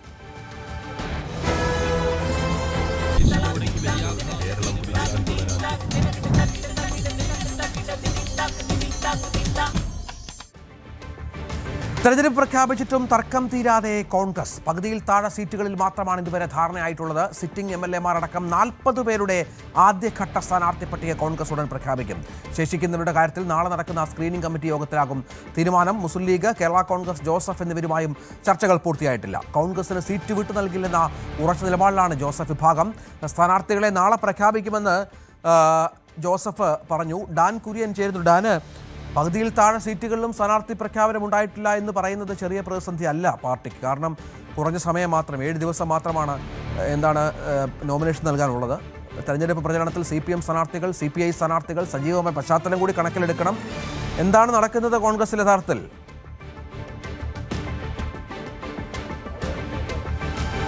20 സിറ്റിംഗ് MLA-മാർ ഉൾപ്പെടെ 31 പേരുടെ പട്ടികയ്ക്ക് കഴിഞ്ഞ ദിവസം ഡൽഹിയിൽ ചേർന്ന സ്ക്രീനിംഗ് കമ്മിറ്റി യോഗത്തിൽ ഉറപ്പ് നൽകിയിരുന്നു. അത് കൃത്യമായ ഒരു ധാരണയിലേക്ക് എത്തുകയും ചെയ്തിരുന്നു. പക്ഷേ 40 പേരുടെ പട്ടിക ആദ്യഘട്ടത്തിൽ പുറത്തുവിടാനുള്ള നീക്കമാണ് കോൺഗ്രസ് ക്യാമ്പ് നടത്തുന്നത്. അതുകൊണ്ട് തന്നെയാണ് ശേഷിക്കുന്ന തർക്കം നിലനിൽക്കുന്ന 9 ഇടങ്ങളിലെ കൂടെ പ്രശ്നങ്ങൾ ഇന്നുകൊണ്ട് പരിഹരിച്ച് നാളെ തന്നെ, ഇന്നു വൈകിട്ടോ അല്ലെങ്കിൽ നാളെയോ 40 പേരുടെ പട്ടിക പ്രഖ്യാപിക്കാനുള്ള ഒരു നീക്കം കോൺഗ്രസ് നേതൃത്വത്തിന്റെ ഭാഗത്തുനിന്ന് സജീവമായിരിക്കുന്നത്. പ്രധാനമായി ഘടകകക്ഷികളുമായുള്ള സീറ്റ് വിഭജന ചർച്ചകളടക്കം ഇന്ന് തന്നെ ഒരു ധാരണയിലെത്തേണ്ടതുണ്ട്. അതുമായി ബന്ധപ്പെട്ട ചർച്ചകൾ ഫോണിലൂടെയും നേരിട്ടുമൊക്കെ നേതാക്കൾ നടത്തിക്കൊണ്ടിരിക്കുകയാണ്. പ്രധാനമായി കേരള കോൺഗ്രസ് ജോസഫ് വിഭാഗവുമായി 10 സീറ്റുകൾ വേണമെന്ന ആവശ്യത്തിൽ ഇന്നലെ വരെ ജോസഫ് വിഭാഗം ഉറച്ചു നിൽക്കുകയായിരുന്നു. പക്ഷേ തെരഞ്ഞെടുപ്പ് പെട്ടെന്ന് പ്രഖ്യാപിച്ചിരിക്കുന്ന ഒരു സാഹചര്യത്തിൽ ഈ ആഴ്ച തന്നെ സ്ഥാനാർത്ഥികളെ കൃത്യമായി കളത്തിലിറക്കേണ്ടത് കോൺഗ്രസിന് മുമ്പിൽ ഒരു അനിവാര്യതയായി മാറിയിട്ടുണ്ട്. അതുകൊണ്ട് തന്നെ ഈ ചില വിട്ടുവീഴ്ചകൾക്ക് കേരള കോൺഗ്രസും തയ്യാറായേക്കുമെന്നാണ് സൂചന. അങ്ങനെയെങ്കിൽ ഇടുക്കി സീറ്റ് വെച്ചുമാറുന്ന കാര്യത്തിലടക്കം ഏകദേശം ഒരു ധാരണയിലേക്ക് നേതൃത്വം ഇപ്പോൾ എത്തുന്നുവെന്ന സൂചനകളാണ് ലഭിക്കുന്നത്. എന്തായാലും 10 സീറ്റുകൾ എന്ന കേരള കോൺഗ്രസ് ജോസഫ് വിഭാഗത്തിന്റെ കാർക്കശ്യം നിറഞ്ഞ ഒരു നിലപാടിൽ ഒരുപക്ഷെ ചില വിട്ടുവീഴ്ചകൾ ഉണ്ടായേക്കാം. അത്തരത്തിലുള്ള ചില ചർച്ചകളൊക്കെ നടക്കുന്നുണ്ട്. പക്ഷേ പൂർണ്ണമായി അവരെ അങ്ങ് അവഗണിച്ചുകൊണ്ട് സ്ഥാനാർത്ഥി നിർണ്ണയം പൂർത്തിയാക്കാൻ കോൺഗ്രസിന് കഴിയില്ല. അതാണൊരു വെല്ലുവിളിയായി നിലനിൽക്കുന്നത്. അതോടൊപ്പം ലീഗുമായി ബന്ധപ്പെട്ടും പട്ടാമ്പി, അതോടൊപ്പം തന്നെ തിരുവമ്പാടി സീറ്റുകൾ വെച്ചുമാറുന്നതുമായി ബന്ധപ്പെട്ട ചില തർക്കങ്ങൾ നിലനിന്നിരുന്നു. അവിടെ പട്ടാമ്പിയിൽ കോൺഗ്രസ് തന്നെ മത്സരിക്കും എന്ന ഒരു സാഹചര്യത്തിലാണ് ഇപ്പോൾ കാര്യങ്ങൾ. അതുകൊണ്ട് തിരുവമ്പാടി ഏറ്റെടുക്കില്ല. പകരം VS ജോയിക്ക് വേണ്ടി തവനൂർ സീറ്റായിരിക്കും പരിഗണിക്കുക എന്ന വിവരങ്ങൾ കൂടി പുറത്തു വരുന്നുണ്ട്. എന്തായാലും തർക്കങ്ങൾ നിലനിൽക്കുന്ന തിരുവനന്തപുരം, കൊല്ലം ജില്ലകളിലെ അടക്കം സീറ്റുകളുടെ കാര്യത്തിൽ 2 ദിവസത്തിനകം ധാരണയിലെത്താനാണ് നീക്കം നടക്കുന്നത്. തിരുവനന്തപുരത്ത് ഏറ്റവും ശ്രദ്ധേയമായ മത്സരം നടക്കുന്ന നേമത്തടക്കം ആരാകണം സ്ഥാനാർത്ഥി എന്ന കാര്യത്തിൽ ഇപ്പോഴും ചില അനിശ്ചിതത്വങ്ങൾ നിലനിൽക്കുന്നുണ്ട്. അതുകൊണ്ട് തന്നെ ഈ തർക്കങ്ങൾ 2 ദിവസത്തിനകം പരിഹരിച്ച് നാളത്തെ സ്ക്രീനിംഗ് കമ്മിറ്റി യോഗത്തോടെ സ്ഥാനാർത്ഥി പട്ടികയ്ക്ക് അന്തിമമായ രൂപം നൽകാനുള്ള ഒരു നീക്കമാണ് ഇപ്പോൾ കോൺഗ്രസ് ക്യാമ്പ് സജീവമാക്കിയിരിക്കുന്നത്. ഒപ്പം ഇപ്പോൾ സുധാകരൻ ഹൈക്കമാൻഡുമായുള്ള ചർച്ചയ്ക്ക് സമ്മതം അറിയിച്ചു അല്ലെ? പുതിയ വാർത്ത അതാണെന്ന് മനസ്സിലാകും. നിലപാടിൽ ഇപ്പം ഭയപ്പെടുത്തി. അല്പം മുമ്പ് നമുക്ക് ലഭിച്ച വാർത്ത അനുസരിച്ച് ഡൽഹിയിലേക്കില്ല സുധാകരൻ എന്നുള്ളതായിരുന്നു. ഒരുപക്ഷെ സുധാകരനുമായി ആരെങ്കിലും സംസാരിച്ച് കാണും. കണ്ണൂർ സീറ്റ് വേണമെന്ന ആവശ്യത്തിൽ ഉറച്ചു നിൽക്കും. അക്കാര്യത്തിൽ കടുപ്പം കുറയ്ക്കുന്നില്ല. അതല്ലെങ്കിൽ സുധാകരൻ പറയുന്ന മറ്റാർക്കെങ്കിലും എന്നുള്ള നിലപാടിലേക്കും വേണമെങ്കിൽ എത്താം അല്ലേ?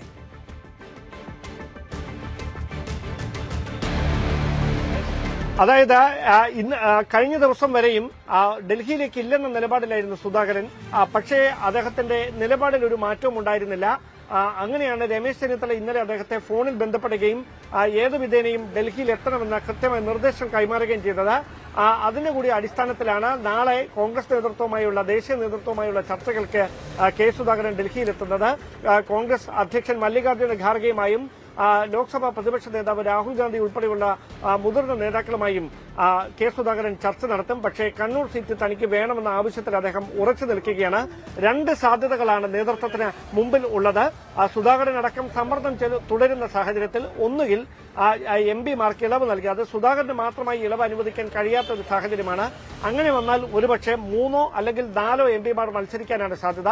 അതല്ല എങ്കിൽ ഒരു MP-മാരും മത്സരിക്കാതിരിക്കുക. അങ്ങനെ ഒരു നീക്കം ഒരു വശത്ത് കോൺഗ്രസ് സംസ്ഥാന നേതൃത്വം സജീവമാക്കുമ്പോൾ എംപിമാർ ഒറ്റക്കെട്ടായി തങ്ങൾക്ക് സംസ്ഥാന രാഷ്ട്രീയത്തിലേക്ക് കടന്നു വരണമെന്ന താല്പര്യത്തിൽ ഉറച്ചു നിൽക്കുകയാണ്. അതിൽ തന്നെ കെ സുധാകരന്റെ പുറമെ അടൂർ പ്രകാശ്, എം കെ രാഘവന്, കൊടിക്കുന്നിൽ സുരേഷ് ഉൾപ്പെടെയുള്ള എംപിമാർ സമാനമായ താല്പര്യത്തിലാണ്. ആ ഒരു പ്രതിസന്ധിയാണ് ഹൈക്കമാൻഡിന് മുമ്പിൽ ഇക്കാര്യത്തിൽ ഒരു അന്തിമമായ ധാരണയിലേക്ക് എത്തുന്നതിന് തടസ്സമാകുന്നത്. പക്ഷേ ഇനി ഈ വിഷയം അങ്ങനെ നീട്ടിക്കൊണ്ട് പോകാൻ കഴിയില്ല. അതുകൊണ്ടാണ് ഒരു ഒത്തുതീർപ്പ് ചർച്ചകൾക്കായി കെ സുധാകരനെ നാളെ ഡൽഹിയിലേക്ക് വിളിപ്പിച്ചിരിക്കുന്നത്. നാളെ അദ്ദേഹം ഡൽഹിയിലെത്തി കോൺഗ്രസ് നേതൃത്വവുമായി നടത്തുന്ന കൂടിക്കാഴ്ചയിൽ ഇപ്പോഴുണ്ടായിരിക്കുന്ന പ്രശ്നങ്ങൾക്ക് പരിഹാരമാകും. മഞ്ഞുരുക്കലിന് അത് വഴിയൊരുക്കുമെന്ന് വലിയ പ്രതീക്ഷയിലാണ് കോൺഗ്രസ് ദേശീയ നേതൃത്വം. തീർച്ചയായും അതാണ് സുധാകരനെ മെരുക്കുക എന്നുള്ളത് ഒരു വലിയ ടാസ്ക്കാണ് ഉള്ളത്. ജോസഫ് വിഭാഗത്തിന്റെ സ്ഥാനാർത്ഥി പ്രഖ്യാപനം നാളെ ഉണ്ടാകുമെന്നുള്ള വിവരം കൂടി പുറത്തു വരുന്നുണ്ട്. നാളെ വൈകിട്ടാകും. ഇടുക്കി സീറ്റിൽ ഉൾപ്പെടെ വിട്ടുവീഴ്ച ഉണ്ടായേക്കുമെന്നാണ് സൂചനകൾ. 10 സീറ്റുകൾ വേണമെന്ന് ജോസഫ് ഗ്രൂപ്പ് ഇന്നലെ നടന്ന ചർച്ചയിൽ ആവശ്യപ്പെട്ടിട്ടുണ്ട്. PA സാഗർ ഉണ്ട്. സാഗർ, ഇടുക്കി അല്ലെങ്കിൽ മറ്റൊരു സീറ്റ്, അങ്ങനെ ഒരു ഫോർമുലയിലേക്ക് ജോസഫ് വന്നു എന്നാണ് മനസ്സിലാക്കുന്നത്. സാഗറിലേക്ക് വരാം. ജോസഫിന്റെ വാക്കുകൾ കേൾക്കാം. നമ്മൾ എത്ര സീറ്റാണ് നിലവിൽ ക്ലെയിം ചെയ്യുന്നത്? കേരള കോൺഗ്രസ് നമ്മളെല്ലാം കഴിഞ്ഞ എല്ലാ സീറ്റും ചോദിച്ചിട്ടുണ്ട്. സാഗർ, എന്താണ് ജോസഫിന്റെ പുതിയ ആവശ്യം? UDF കോൺഗ്രസിന്റെ സീറ്റുകൾ ഇടുക്കി വിട്ടു നൽകണമെന്ന ആവശ്യത്തിന് വഴങ്ങിയോ? തീർച്ചയായും രഞ്ജിത്ത്, അത്തരമൊരു കാര്യമാണ് ഇന്ന് രാവിലെ PJ ജോസഫ് മാധ്യമങ്ങളോട് വ്യക്തമാക്കിയത്. ഇന്നലെ ഘടകകക്ഷികളുമായുള്ള സീറ്റ് ചർച്ചയിൽ ധാരണയായെന്ന പ്രതിപക്ഷ നേതാവ് VD സതീശന്റെ അവകാശവാദം പൂർണ്ണമായും തള്ളിയാണ് ഇന്ന് കേരള കോൺഗ്രസിന്റെ ജോസഫ് വിഭാഗത്തിലെ നേതാക്കൾ ഉൾപ്പെടെ രംഗത്ത് എത്തിയിരിക്കുന്നത്. ഈ കേരള കോൺഗ്രസിന്റെ സ്ഥാനാർത്ഥികളെ പ്രഖ്യാപനം നാളെ വൈകിട്ടോടെ ഉണ്ടാവുമെന്നാണ് പാർട്ടി ചെയർമാൻ കൂടിയായ PJ ജോസഫ് ഇപ്പോൾ അറിയിച്ചിരിക്കുന്നത്. അതേസമയം ഇടുക്കി ഉൾപ്പെടെയുള്ള സീറ്റിൽ വിട്ടുവീഴ്ച ഉണ്ടായേക്കുമെന്നും PJ ജോസഫ് വ്യക്തമാക്കി. നിലവിൽ മന്ത്രി റോഷി അഗസ്റ്റിന്റെ മണ്ഡലമാണ് ഇടുക്കി. ഇവിടെ റോഷി അഗസ്റ്റിൻ തന്നെയാണ് മത്സരിക്കുക എന്ന് കേരള കോൺഗ്രസ് കഴിഞ്ഞ ദിവസം തന്നെ വ്യക്തമാക്കിയിരുന്നു. എന്നാൽ ഈ സീറ്റ് ഇത്തവണ കോൺഗ്രസിന് വേണമെന്ന ഒരു ചർച്ച ആദ്യഘട്ടം മുതൽ തന്നെ ഉയർന്നിരുന്നു. ഇത് വിട്ടുകൊടുക്കുവാൻ ആദ്യഘട്ടത്തിൽ ജോസഫ് വിഭാഗം തയ്യാറായിരുന്നില്ല. ഇടുക്കി സീറ്റ് വിട്ടുകൊടുക്കുകയാണെങ്കിൽ പാർട്ടിയിൽ നിന്നും പലരും രാജിവെക്കുമെന്ന് പറഞ്ഞ് കഴിഞ്ഞ ദിവസം യൂത്ത് ഫ്രണ്ട് നേതാക്കളും രംഗത്ത് എത്തിയിരുന്നു. എന്നാൽ ഇന്ന് PJ ജോസഫ് രാവിലെ മാധ്യമങ്ങളോട് വ്യക്തമാക്കിയത് ചില വിട്ടുവീഴ്ചകൾ അനിവാര്യമാണ്. അതുകൊണ്ട് തന്നെ ഇടുക്കി സീറ്റിന്റെ കാര്യത്തിൽ വിട്ടുവീഴ്ച ഉണ്ടായേക്കാമെന്നാണ് ജോസഫ് വ്യക്തമാക്കിയത്. ഇടുക്കി സീറ്റ് വിട്ടുകൊടുക്കുന്നതിൽ ചില പ്രയാസങ്ങളുണ്ട്, എന്നാൽ അതിന് പകരം മറ്റൊരു സീറ്റ് തരുമെന്നാണ് പ്രതീക്ഷിക്കുന്നതെന്നും ജോസഫ് പറയുന്നുണ്ട്. നിലവിൽ കേരള കോൺഗ്രസ് മത്സരിച്ച 10 സീറ്റുകൾ ഇന്നലത്തെ ചർച്ചയിലും ആവശ്യപ്പെട്ടിട്ടുണ്ട്. ഇന്നും ചർച്ച തുടരുമെന്നാണ് നമുക്ക് മനസ്സിലാകുന്നത്. ചർച്ചയിൽ പ്രതീക്ഷ ഉണ്ടെന്ന് തന്നെയാണ് നേതാക്കൾ പറയുന്നത്. എന്നാൽ കേരള കോൺഗ്രസുമായുള്ള എല്ലാ ചർച്ചകളും പൂർത്തിയായെന്നും തർക്കങ്ങളില്ല എന്നുമായിരുന്നു കഴിഞ്ഞ ദിവസം VD സതീശൻ പ്രഖ്യാപിച്ചത്. എന്നാൽ ഇത്തരത്തിലൊരു ചർച്ച പൂർത്തിയായിട്ടില്ല. ഇന്നും സീറ്റ് ചർച്ചകൾ തുടരും. നാളെ വൈകിട്ടോടെ തന്നെ കേരള കോൺഗ്രസിന്റെ സ്ഥാനാർത്ഥികളെ പ്രഖ്യാപിക്കുവാൻ കഴിയും എന്നാണ് ജോസഫ് പറയുന്നത്. രഞ്ജിത്ത്. സാഗർ വിവരങ്ങൾ പങ്കുവച്ചു. ഇതിനിടെ സ്ഥാനാർത്ഥി ചൊല്ലി മങ്കടയിൽ മുസ്ലിം ലീഗിൽ കലാപം എന്ന ഒരു വാർത്ത കൂടി പുറത്തു വരുന്നുണ്ട്. മങ്കട നിയോജക മണ്ഡലം പ്രസിഡന്റ് സ്ഥാനത്ത് നിന്ന് കുന്നത്ത് മുഹമ്മദിനെ നീക്കി മഞ്ഞലാംകുഴി അലിയെ വീണ്ടും മത്സരിപ്പിക്കാനുള്ള നീക്കത്തിനെതിരെ കുന്നത്ത് മുഹമ്മദ് നിലപാടെടുത്തിരുന്നു. അനുമോദ് ലീഗിലും കാര്യങ്ങൾ അത്ര സുഖകരമല്ല എന്നുള്ളതാണോ? ലീഗിന്റെ അവസ്ഥ എന്താണ്? ഈ സ്ഥാനാർത്ഥി നിർണയം ഏകദേശം പൂർത്തിയാക്കാനായിട്ടുണ്ടോ?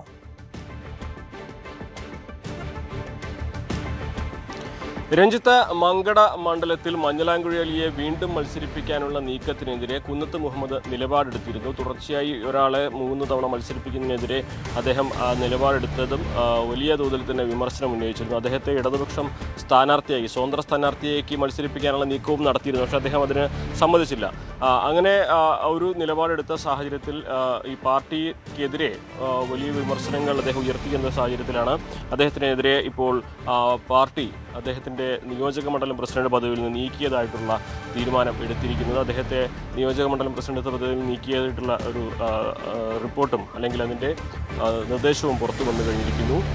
മങ്കടയിൽ കഴിഞ്ഞ ദിവസം LDF അവരുടെ സ്ഥാനാർത്ഥിയെ പ്രഖ്യാപിച്ചിരുന്നു. അലവി അദ്ദേഹം ആണ് അവിടുത്തെ സ്ഥാനാർത്ഥിയായിട്ടുള്ള. അദ്ദേഹം CPM-ൻ്റെ ജില്ലാ കമ്മിറ്റി അംഗമാണ്. അതേപോലെ തന്നെ കർഷക തൊഴിലാളി യൂണിയനിലൊക്കെ അദ്ദേഹം കാലങ്ങളെ പ്രവർത്തിക്കുന്ന വ്യക്തിയാണ്. പക്ഷേ മഞ്ഞലാംകുഴി അലിക്കെതിരെ UDF-ൽ നിന്ന് തന്നെ ഒരാളെ കൊണ്ടുവരാനുള്ള നീക്കങ്ങൾ വലിയ തോതിൽ തന്നെ LDF നടത്തിയിരുന്നു. കുന്നത്ത് മുഹമ്മദ് മത്സരിക്കുമെന്ന തരത്തിലുള്ള പ്രചാരണവും ശക്തമായിരുന്നു. എന്നാൽ താൻ അത്തരത്തിലൊരു തീരുമാനം LDFനെ സ്ഥാനാർത്ഥിയായിട്ട് മത്സരിക്കില്ല എന്നൊരു തീരുമാനം നേരത്തെ പ്രഖ്യാപിച്ചതാണ്. അതിൻ്റെ തൊട്ടു പിന്നാലെയാണ് LDFനെ സ്ഥാനാർത്ഥിയെ പ്രഖ്യാപിച്ചതും അതിൻ്റെ പിറ്റേ ദിവസമാണ് ഇപ്പോൾ ഈ അദ്ദേഹത്തെ പാർട്ടിയുടെ പദവിയിൽ നീക്കിയതായിട്ടുള്ള വാർത്തകളും പുറത്തു വന്നിരിക്കുന്നത്. ഇനി അദ്ദേഹം സ്വതന്ത്രനായി മത്സരിക്കുമോ എന്നുള്ള കാര്യമാണ് അറിയേണ്ടത്. മഞ്ഞലാംകുഴി മങ്കടയിൽ സ്ഥാനാർത്ഥിയായിട്ട് വരികയാണെങ്കിൽ, ഒരു സ്വതന്ത്ര സ്ഥാനാർത്ഥിയായിട്ട് കുന്നത്ത് മുഹമ്മദ് മത്സരിക്കുകയാണെങ്കിൽ ഇടതുപക്ഷത്തിൻ്റെ നിലപാട് എന്താകുമെന്ന ചോദ്യവും ഒരുപാട് സസ്പെൻസ് ഒളിപ്പിക്കുന്ന തരത്തിലേക്ക് സാഹചര്യങ്ങൾ മാറ്റുന്നുണ്ട്. എന്നാണെങ്കിലും ഈ ഇടതുപക്ഷത്തിൻ്റെ പ്രധാനപ്പെട്ട തന്ത്രം UDFിൽ നിന്ന് അവിടെ അതൃപ്തരെയോ UDFിൻ്റെ നയങ്ങളുമായി ചേർന്ന് പോകാത്തവരെയോ ഇടതുപക്ഷത്തേക്ക് കൊണ്ടുവന്ന് സ്വതന്ത്രമായി മത്സരിപ്പിക്കുക എന്നുള്ളതാണ്. ഒരുപക്ഷെ ഇടതു സ്വതന്ത്രനല്ലാതെ സർവ്വസ്വതന്ത്രനായിട്ട് ഇദ്ദേഹം മത്സരിക്കാൻ തയ്യാറായാൽ ഇടതുപക്ഷം അദ്ദേഹത്തെ പിന്തുണച്ചുകൊണ്ട് നിലപാട് സ്വീകരിക്കുമോ എന്നുള്ള കാര്യങ്ങളൊക്കെ തന്നെയാണ് കണ്ടറിയേണ്ടത്. എന്താണെങ്കിലും മങ്കടയിലെ രാഷ്ട്രീയ നീക്കങ്ങൾ അപ്രതീക്ഷിതമായ രീതിയിൽ തന്നെയാണ് ഇപ്പോൾ മുന്നോട്ട് പോകുന്നത്. ഒപ്പം ലീഗിന്റെ ഒരു പ്രധാനപ്പെട്ട യോഗം കൂടി ഇന്ന് ചേരുന്നുണ്ടല്ലോ അനുമോദ്. ഇന്ന് വൈകുന്നേരത്തോടു കൂടി ഒരു സ്ഥാനാർത്ഥി പ്രഖ്യാപനം, അന്തിമ ലിസ്റ്റൊക്കെ തയ്യാറാകുമോ? എന്താണ് സാഹചര്യം?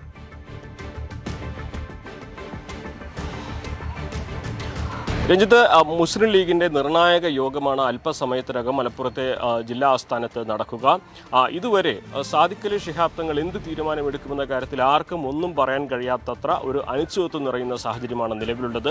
ഏതെല്ലാം മണ്ഡലങ്ങളിൽ സ്ഥാനാർത്ഥികളെ മാറ്റും, പുതിയ ആളുകളെ ഇറക്കുമെന്ന കാര്യത്തിലൊക്കെ സസ്പെൻസ് നിറഞ്ഞു നിൽക്കുന്ന ഒരു സാഹചര്യമാണ് നിലവിലുള്ളത്. മുൻപൊന്നും ഇത്രയും അധികം ഒരു സ്ക്രൂട്ടനിയോ അല്ലെങ്കിൽ കൂടിയാലോചനകളോ സ്ഥാനാർത്ഥി നിർണ്ണയത്തിന് മുസ്ലിം ലീഗിൻ്റെ ഭാഗത്തുനിന്നുണ്ടായില്ല. അതിനൊക്കെ അത്തരത്തിലുള്ളൊരു ശൈലിയെല്ലാം മാറ്റിക്കൊണ്ട് സാദിഖ് അലി ശിഹാബ് തങ്ങൾ പൂർണ്ണമായിട്ടും ഇക്കാര്യത്തിൽ ആലോചിച്ച് തീരുമാനമെടുക്കുന്ന തരത്തിലേക്ക് തന്നെയാണ് പോകുന്നത്. നേതാക്കൾക്ക് പോലും അതായത് സിറ്റിംഗ് MLA-മാർക്ക് പോലും അവർക്ക് സീറ്റ് ഉണ്ടാകുമോ എന്നുള്ള കാര്യത്തിൽ സംശയം നിറഞ്ഞു നിൽക്കുന്ന ഒരു സാഹചര്യമാണ് നിലവിലുള്ളത്. ചില MLA-മാരൊക്കെ തന്നെ PK കുഞ്ഞാലിക്കുട്ടിയെ പോലത്തെ മുതിർന്ന നേതാക്കൾ, അതേപോലെ Perinthalmanna MLA Najeeb Kanthapuram, Manjalamkuzhi Ali, PK Basheer, N Shamsuddin, അങ്ങനെ ചില പേരുകളൊക്കെ തന്നെ ഉറപ്പായിട്ടും മത്സരിക്കുമെന്ന് പറഞ്ഞു കേൾക്കുന്നുണ്ടെങ്കിലും പല മണ്ഡലങ്ങളിലും, കൊണ്ടോട്ടി അടക്കമുള്ള പല മണ്ഡലങ്ങളിലും ഒരുപക്ഷെ സ്ഥാനാർത്ഥിയായിട്ട് പുതുമുഖങ്ങളെയോ മറ്റ് വ്യക്തികളെയോ പ്രഖ്യാപിക്കാനുള്ളൊരു സാധ്യതയും തള്ളിക്കളയാനാകില്ല. അത്തരത്തിൽ തികച്ചും അനിശ്ചിതത്വം നിറഞ്ഞു നിൽക്കുന്ന ഒരു നടപടികളുമായിട്ടാണ് ഇത്തവണ മുസ്ലിം ലീഗിൻ്റെ സ്ഥാനാർത്ഥി നിർണ്ണയം പുരോഗമിക്കുന്നത്. ഇന്ന് സാദിഖ് അലി ശിഹാബ് തങ്ങൾ മുസ്ലിം ലീഗിൻ്റെ എല്ലാ ഭാരവാഹികളുമായിട്ടും നേരിൽ കൂടിക്കാഴ്ച നടത്തി അവരുടെ അഭിപ്രായ ശേഖരണം നടത്തി. അതിനുശേഷം ഹൈപ്പവർ കമ്മിറ്റിയുടെ യോഗമുണ്ട്. മറ്റൊരു പ്രശ്നം അനുമോദ് പറയേണ്ടത്, കോൺഗ്രസുമായി തിരുവമ്പാടി പട്ടാമ്പി സീറ്റുള്ള വെച്ചുമാറ്റം അത് ഉപേക്ഷിച്ചു ലീഗ് എന്നുള്ളതാണ്. തിരുവമ്പാടി ലീഗ് സ്ഥാനാർത്ഥി തന്നെ മത്സരിക്കും. പട്ടാമ്പി വിട്ടുകൊടുക്കാൻ കോൺഗ്രസ് തയ്യാറാകാത്തത് ഒരു പ്രശ്നമായിട്ടുണ്ട്. VS ജോയ് തവനൂരിൽ സ്ഥാനാർത്ഥിയാകും എന്നുള്ളതാണ് പ്രധാനപ്പെട്ട കാര്യം. മറ്റൊന്ന് സന്ദീപ് വാര്യർ BJP വിട്ട് കോൺഗ്രസിൽ നിന്ന് സന്ദീപ് വാര്യർക്ക് സീറ്റ് ലഭിക്കേണ്ടതുണ്ട്. അങ്ങനെ പല പല പ്രശ്നങ്ങളാണ് ആ മേഖലയിൽ കോൺഗ്രസിനെയും ലീഗിനെയൊക്കെ അഭിമുഖീകരിക്കുന്നത് അല്ലേ? തീർച്ചയായും തിരുവമ്പാടി പട്ടാമ്പി സീറ്റ് കൈമാറ്റം നടക്കുകയാണെങ്കിൽ ഒരുപാട് പ്രശ്നങ്ങൾക്ക് പരിഹാരം കാണാൻ UDFന് കഴിയുമായിരുന്നു. പക്ഷേ മാരത്തോൺ ചർച്ചകൾക്ക് പോലും അത് പരിഹരിക്കാൻ കഴിയാത്ത തരത്തിലേക്ക് സാഹചര്യങ്ങൾ മാറ്റി. തിരുവമ്പാടി പട്ടാമ്പി സീറ്റ് കൈമാറ്റം ഉണ്ടാകില്ല എന്ന കാര്യത്തിൽ ഏകദേശം ധാരണയായി കഴിഞ്ഞിരിക്കുന്നു. കോൺഗ്രസ് പട്ടാമ്പി സീറ്റ് വിട്ടുകൊടുക്കാൻ തയ്യാറാകാത്തതാണ് പ്രധാനപ്പെട്ട ഒരു പ്രശ്നം. ലീഗ് നേരത്തെ തന്നെ തിരുവമ്പാടി വിട്ടു നൽകാൻ തയ്യാറാണെന്ന് അറിയിച്ചെങ്കിലും കോൺഗ്രസ് അവിടെ TP ഷാജിക്ക് വേണ്ടി ആ സീറ്റ് കോൺഗ്രസ് തന്നെ മത്സരിക്കണമെന്നൊരു നിലപാട് എടുക്കുകയും ജില്ലാ നേതൃത്വവും പ്രാദേശിക നേതൃത്വമൊക്കെ അതേ നിലപാടിൽ ഉറച്ചു നിൽക്കുകയും ചെയ്തതോടെയാണ് സീറ്റ് കൈമാറ്റം നടക്കാത്തൊരു സാഹചര്യം വന്നിരിക്കുന്നത്. നേരത്തെ തിരുവമ്പാടി കോൺഗ്രസിന് ലഭിക്കുകയാണെങ്കിൽ അവിടെ Malappuram DCC president VS Joy മത്സരിക്കുമെന്ന തരത്തിലായിരുന്നു ധാരണ ഉണ്ടായിരുന്നത്. ഈ മാറിയ സാഹചര്യത്തിൽ തിരുവമ്പാടി ലീഗ് സ്ഥാനാർത്ഥി തന്നെ പൊതു സ്വതന്ത്രനാകുമോ അതോ ചിഹ്നത്തിലാകുമോ എന്ന കാര്യത്തിൽ തീരുമാനം വരേണ്ടതുണ്ട്. ചിഹ്നത്തിലാകുമെന്നാണ് വലിയൊരു ഭാഗം നേതാക്കൾ അവകാശപ്പെടുന്നത്. പക്ഷേ അത് തീരുമാനം വരേണ്ടതുണ്ട്. പക്ഷേ അവിടെ ലീഗ് സ്ഥാനാർത്ഥിയാണ് എന്നുള്ളത് കൊണ്ട് തന്നെ VS ജോയ് തിരുവമ്പാടി മത്സരിക്കില്ല, അദ്ദേഹം തവനൂരിൽ മത്സരിക്കുമെന്ന തരത്തിലാണ് ഇപ്പോൾ ഏറ്റവും പ്രധാനപ്പെട്ട വിവരം. അദ്ദേഹം തവനൂരിൽ മത്സരിക്കുകയാണെങ്കിൽ നേരത്തെ അവിടേക്ക് നിശ്ചയിക്കപ്പെട്ട സന്ദീപ് വാര്യരും അതുപോലെ സീറ്റിന് അവകാശം ഉന്നയിച്ച PT അജയ് മോഹനും അവരെ എങ്ങനെ സെറ്റിൽ ചെയ്യുമെന്നുള്ള ചോദ്യമാണ് കോൺഗ്രസിന് മുമ്പിൽ ഉദിക്കുന്നത്. മറ്റു വളരെ പ്രധാനപ്പെട്ട വാർത്ത പുറത്തു വരുന്നത്, അമ്പലപ്പുഴയിൽ G സുധാകരനെ പിന്തുണയ്ക്കാൻ UDF. അമ്പലപ്പുഴയിൽ കോൺഗ്രസ് സ്ഥാനാർത്ഥിയെ നിർത്തില്ല, അതേസമയം നാട്ടികയിൽ CPI വിട്ടുവന്ന CC മുകുന്ദനെ കോൺഗ്രസ് പിന്തുണയ്ക്കില്ല. പകരം അവിടെ കോൺഗ്രസ് സ്ഥാനാർത്ഥി നിർത്തുമെന്നുള്ള വിവരം കൂടിയുണ്ട്. അമ്പലപ്പുഴയിലെ കാര്യമാണ് ഏറ്റവും ശ്രദ്ധേയം. കോൺഗ്രസ് സ്ഥാനാർത്ഥികൾ സ്ഥിരമായി മത്സരിച്ചുകൊണ്ടിരുന്ന അമ്പലപ്പുഴയിൽ CPMന്റെ മുൻ നേതാവ്, മുൻ മന്ത്രി, ആലപ്പുഴയിലെ CPMന്റെ മുഖമായിരുന്ന G. സുധാകരനെ കോൺഗ്രസ് പിന്തുണയ്ക്കുന്നു എന്നുള്ളതാണ് നിർണായകമായ നീക്കം. ശരണ്യ, അതിൽ അന്തിമ തീരുമാനമായി കഴിഞ്ഞു എന്ന് വേണം മനസ്സിലാക്കാൻ. നേരത്തെ തന്നെ ഇതുമായി ബന്ധപ്പെട്ട ചില സൂചനകൾ കോൺഗ്രസ് നേതാക്കൾ നൽകിയിരുന്നു. അമ്പലപ്പുഴയിൽ കോൺഗ്രസിന് കിട്ടാവുന്ന ഏറ്റവും വലിയൊരു ക്യാച്ചാണ് സുധാകരൻ, സംശയമില്ല.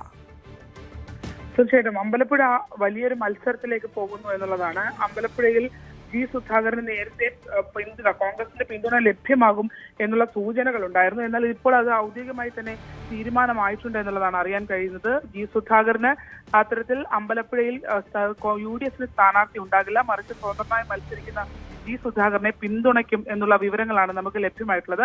പക്ഷേ G. സുധാകരനെ സംബന്ധിച്ച് പ്രതികരിക്കാൻ തയ്യാറായിട്ടില്ല. അദ്ദേഹം പറയുന്നത് ഇത് തന്നെ ഇക്കാര്യം ആരും അറിയിച്ചിട്ടില്ല, ഔദ്യോഗികമായൊരു കോൺഗ്രസ് നേതാക്കന്മാർ ബന്ധപ്പെടുകയോ മറ്റ് വിവരങ്ങൾ അറിയിക്കുകയോ ചെയ്തിട്ടില്ല. അതുകൊണ്ട് തന്നെ അത് സംബന്ധിച്ചുള്ള പ്രതികരണങ്ങൾക്ക് താൻ ഇല്ല എന്നുള്ള രീതിയിലാണ്. പക്ഷേ അമ്പലപ്പുഴയെ സംബന്ധിച്ചിടത്തോളം ഇത് മറ്റൊരു തരത്തിലേക്കുള്ള ഒരു മത്സരത്തിലേക്ക് കാര്യങ്ങൾ നീങ്ങുന്നു എന്നുള്ളതാണ്. കഴിഞ്ഞ തവണ UDFന് വേണ്ടി M. ലിജു ആയിരുന്നു അവിടെ മത്സരിച്ചിരുന്നത്. UDFും LDFും തമ്മിലുള്ള മത്സരം ആയിരുന്നു അമ്പലപ്പുഴയിൽ കഴിഞ്ഞ തവണയും ഉണ്ടായിരുന്നത്. അനൂപ് ആന്റണി ആയിരുന്നു NDAക്ക് വേണ്ടി BJP സ്ഥാനാർത്ഥിയായി മത്സരിച്ചിരുന്നത്. എന്നാൽ അവിടെ കഴിഞ്ഞ തവണ 11,000-ഓളം വോട്ടിന്റെ ഭൂരിപക്ഷത്തിനാണ് H. സലാം വിജയിക്കുന്നത്. അന്ന് ലിജു 1,00,000-ൽ പരം വോട്ടുകൾ M. ലിജുവും പിടിക്കുന്ന ഒരു സാഹചര്യം UDFിൻ്റെതായി ഉണ്ടായിരുന്നു. ഈ ഒരു നിലവിലത്തെ ഒരു സാഹചര്യത്തിൽ ഇങ്ങനെ ഒരു മത്സരത്തിലേക്ക് പോവുകയാണെങ്കിൽ തീർച്ചയായും അത് CPMനെ സംബന്ധിച്ച് തലവേദന ഉണ്ടാക്കുന്ന ഒരു മത്സരം തന്നെയാകും അമ്പലപ്പുഴയിൽ എന്നുള്ളത് കോൺഗ്രസ് പിന്തുണ കൂടെ വന്ന പശ്ചാത്തലത്തിൽ നമുക്ക് ഉറപ്പിച്ചു പറയാനാകും.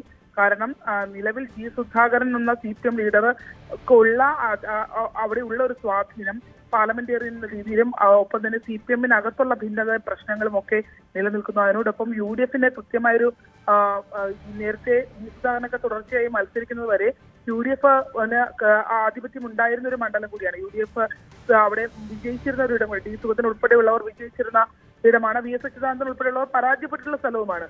അപ്പൊ അതുകൊണ്ട് തന്നെ അവിടെ അത്തരത്തിലൊരു പ്രവചനം നമുക്ക് നടത്താൻ കഴിയാത്തൊരു സാഹചര്യം. തീർച്ചയായും അമ്പലപ്പുഴ വലിയ മത്സരത്തിലേക്ക് പോകുന്നു. കോൺഗ്രസിന്റെ വോട്ടുകളും CPMലെ G. സുധാകരൻ അനുകൂലികളുടെ വോട്ടുകളും ചേർന്നാൽ അവിടെ സുധാകരന് വിജയം അത്ര വിദൂരമല്ല എന്നുള്ള സൂചനകൾ കൂടിയാണ് പുറത്തുവരുന്നത്. തിരിച്ചു വരാം ഇടവേളയ്ക്ക് ശേഷം. മലപ്പുറം നിലമ്പൂരിൽ അമ്മായിയമ്മ മരുമകളെ വെട്ടിക്കൊന്നു. കൂറ്റമ്പാറയിലാണ് സംഭവം. കൂറ്റമ്പാറ സ്വദേശി സുനിൽ ബാബുവിൻ്റെ ഭാര്യ രജിലയാണ് കൊല്ലപ്പെട്ടത്. ഭർത്തൃമാതാവ് പോലീസ് കസ്റ്റഡിയിലാണ്. ചായ കൊടുക്കുന്നതുമായി ബന്ധപ്പെട്ട തർക്കമാണ് കൊലപാതകത്തിൽ കലാശിച്ചത്. വാർത്താ ബുള്ളറ്റിൻ പൂർണ്ണമാവുകയാണ്. ഇനി ന്യൂസ് ട്രെൻഡ്സ് കാണാം. TG സജിത്ത് ചേരും.